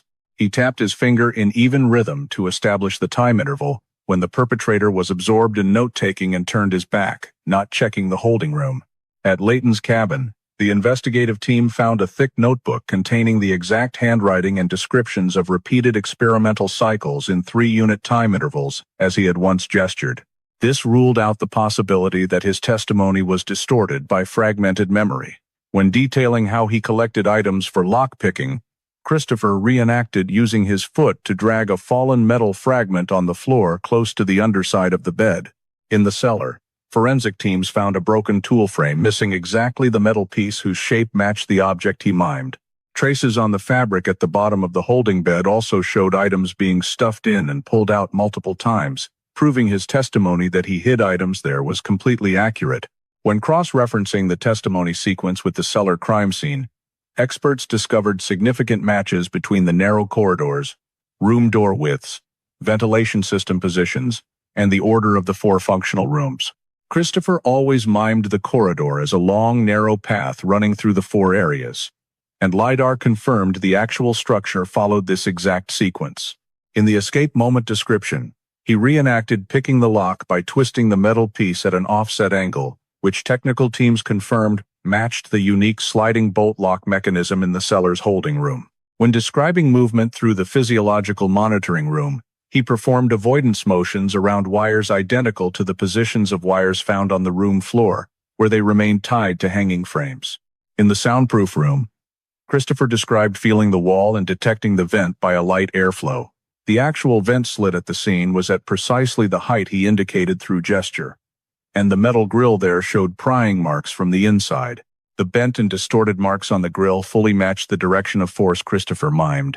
He continued describing crawling into the ventilation duct by curling his body, and when the examination team inspected the real vent duct, they found numerous scrape marks, skin traces, and clinging fabric fibers. affirming that his testimony was not inaccurate. At the point where the vent duct exited the cellar edge, forensic teams found eroded limestone worn exactly in the direction he described when saying he squeezed through the narrow rock passage. When he described slamming into rock and the forehead injury, the marks on the stone matched the injury location documented by physicians upon his hospital admission. Finally, when describing using distant vehicle sounds to orient toward the main road, Christopher tapped in rhythm like an engine fading, then growing closer. Terrain data showed the vent opening was relatively near US 191, where sounds could echo through the natural valley. Psychological expert analysis showed high consistency in the testimony. He added no new details absent from physical evidence, did not alter the sequence when asked to repeat it multiple times, and did not describe elements beyond the observational capacity of someone confined in a dark cellar. All mimed actions repeated in fixed patterns without phase deviation, something that typically occurs only when memories are stored through real experience, not imagination. The experts also assessed that his trauma level did not distort memories of spatial layout and repeated behaviors, but only affected verbal expression ability. All data was compiled into a complete testimony document, linking every detail to physical evidence, terrain maps, and examination results, forming a solid legal foundation for confirming the accuracy of Christopher's testimony and strengthening the entire case file. The trial of Marcus Layton took place in a federal courtroom under the highest security level, where the prosecution presented a series of evidence collected from the detention bunker, the cabin, the crime scenes, Christopher's testimony, and scientific data. First, the prosecution introduced the chain of physical evidence, including medical instruments, the operating table, physiological sensors, heart rate recorders, restraint straps, the ventilation grill pried open from the inside, anesthetic tubes, biological samples, blood stains, and syringes containing hormones, all sealed and confirmed to bear traces of the victim. They presented DNA extracted from blood and tissue in the operating room of the bunker that matched Christopher and two cold case victims from 2007 and 2013, forming an overwhelmingly strong and undeniable visual layer of proof. In addition, the experimental journal seized from the cabin was displayed on the courtroom's large screen, showing detailed entries by Layton on experimental cycles, physiological reaction charts, and a catalog of non-adapting subjects, with every page matching the mechanisms Christopher described in his testimony. The prosecutor used a laser pointer to highlight the bunker diagram constructed via scanning technology, placed side by side with Christopher's hand-drawn sketch, and emphasized the complete correspondence between the two independent descriptions. Narrow corridor, 4 functional rooms, ventilation path, and operating table position. They projected the broken lock bolt from the cell door alongside the matching metal fragment found in the bunker, proving Christopher's account of how he unlocked it was factually accurate. Turning to the analysis of criminal behavior, the prosecutor stressed that the entire detention process was not the product of instinctive violence, but a deliberately prolonged, unauthorized experimental system designed based on physiological principles Layton had studied while still practicing as a doctor. Based on the journal and physical evidence, they pointed out that Layton maintained a stable, cyclic, experimental model, meticulously recording every bodily change in the victims, tracking reactions to temperature shifts, light changes, hormone dosages, and pain stimulation levels. The prosecution argued that the accused operated the underground facility as a secret laboratory to conduct illegal research, while describing the prolonged and cruel nature of the conduct. This is not a case of impulsive detention. This is a system operated and maintained with specialized knowledge and intentional harm over many years. Next, they presented murder evidence related to the two cold case victims' DNA results, from biological material in the metal drum, old blood traces, and matching coded designations in Layton's notebook, corresponding to their years of disappearance. The prosecution concluded that these victims had been used by Layton as experimental subjects, did not survive the cycles, and were disposed of illegally. During the argument phase, the defense attorney attempted to argue that Layton suffered from cognitive impairment, unaware of the severity of his actions, and suggested Christopher's testimony could be distorted due to trauma.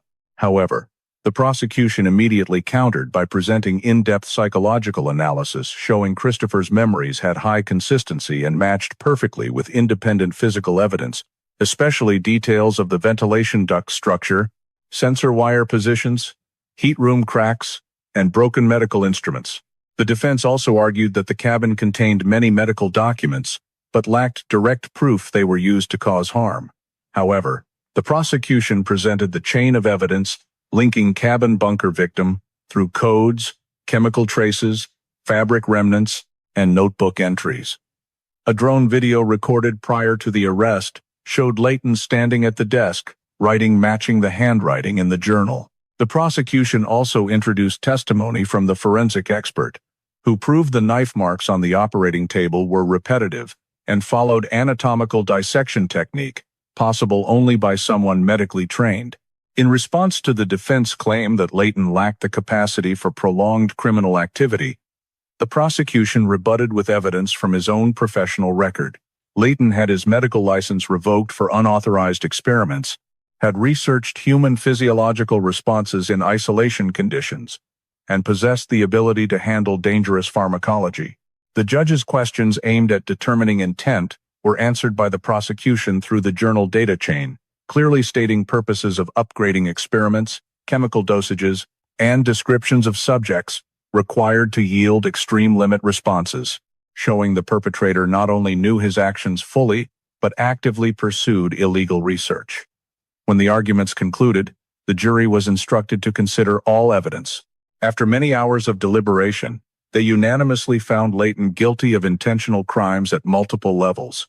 The sentence pronounced by the judge included multiple charges: kidnapping of Christopher Hale, prolonged unlawful detention, infliction of serious bodily injury, unauthorized experimentation, and 2 counts of murder related to the cold case victims.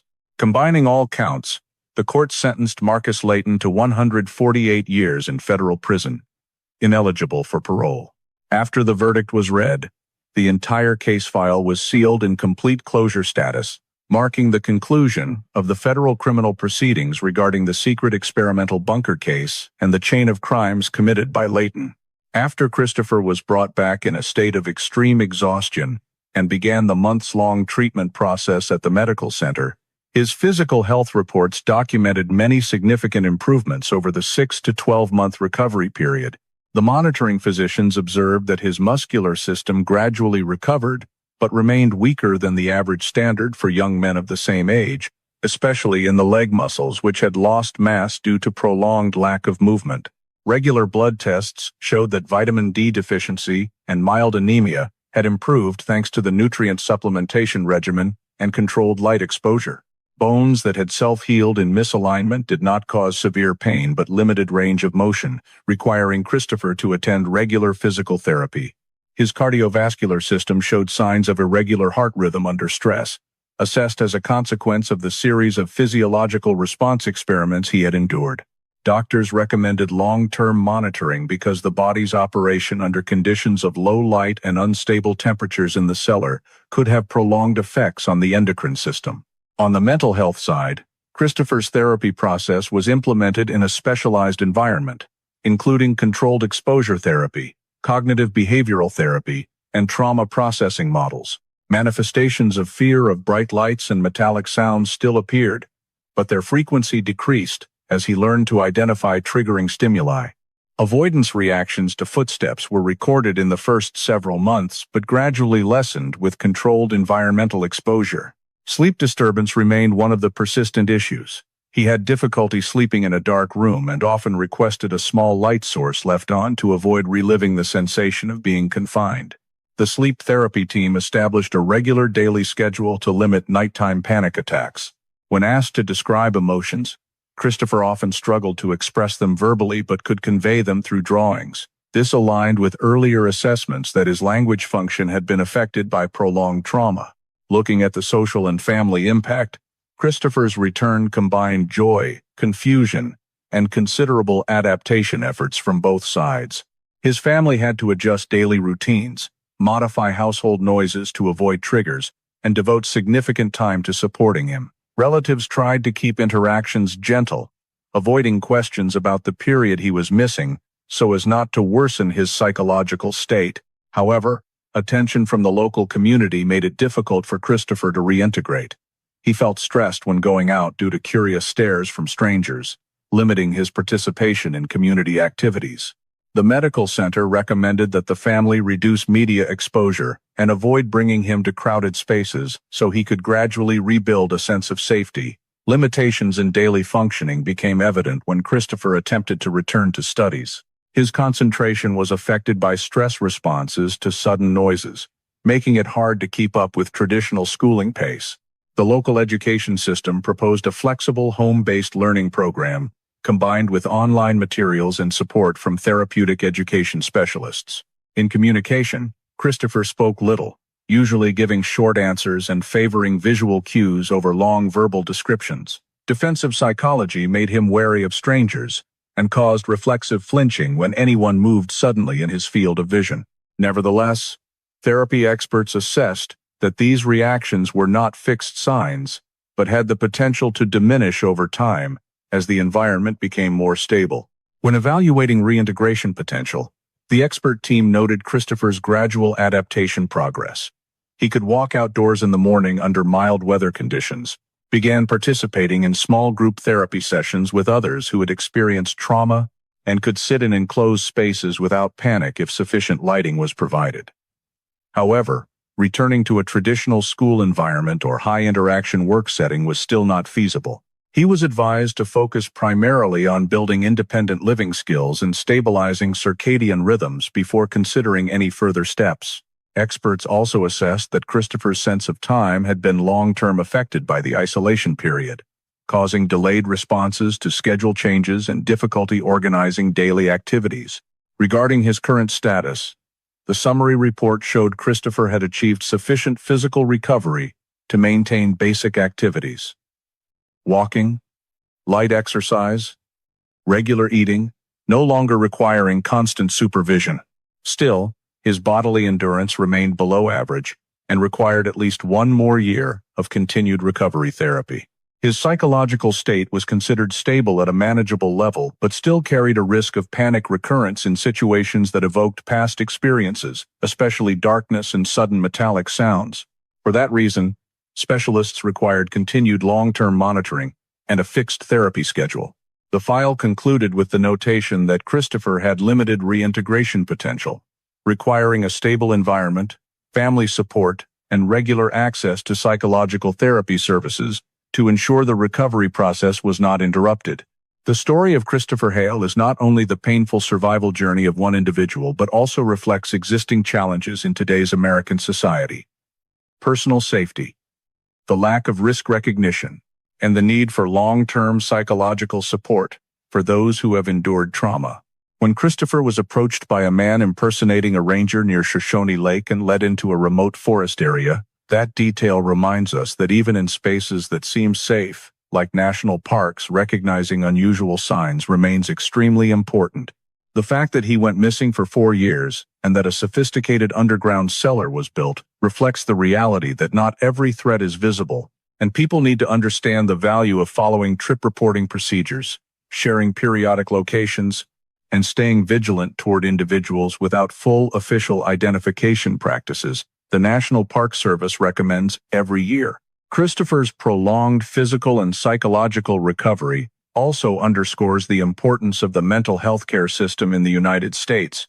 His sleep disorders, panic reactions to metallic sounds, and reduced language ability serve as evidence that trauma does not disappear even when the danger has ended. This is a reminder that society needs to take mental health more seriously and encourage families to seek professional support rather than feeling shame or downplaying signs of disturbance. And finally, Christopher's slow reintegration journey from morning walks to relearning communication demonstrates the power of persistence, the creation of a safe environment, and family love. In a fast-paced, high-pressure American society, this story reminds us that healing is never a straight line. It demands understanding, support, and patience from both the survivor and those who accompany him. If you are interested in resilient survival journeys like Christopher's story, please subscribe to the channel so you don't miss the next content. Thank you for staying with us until the end of the story. See you in the next video with deeper perspectives on human strength in the face of adversity.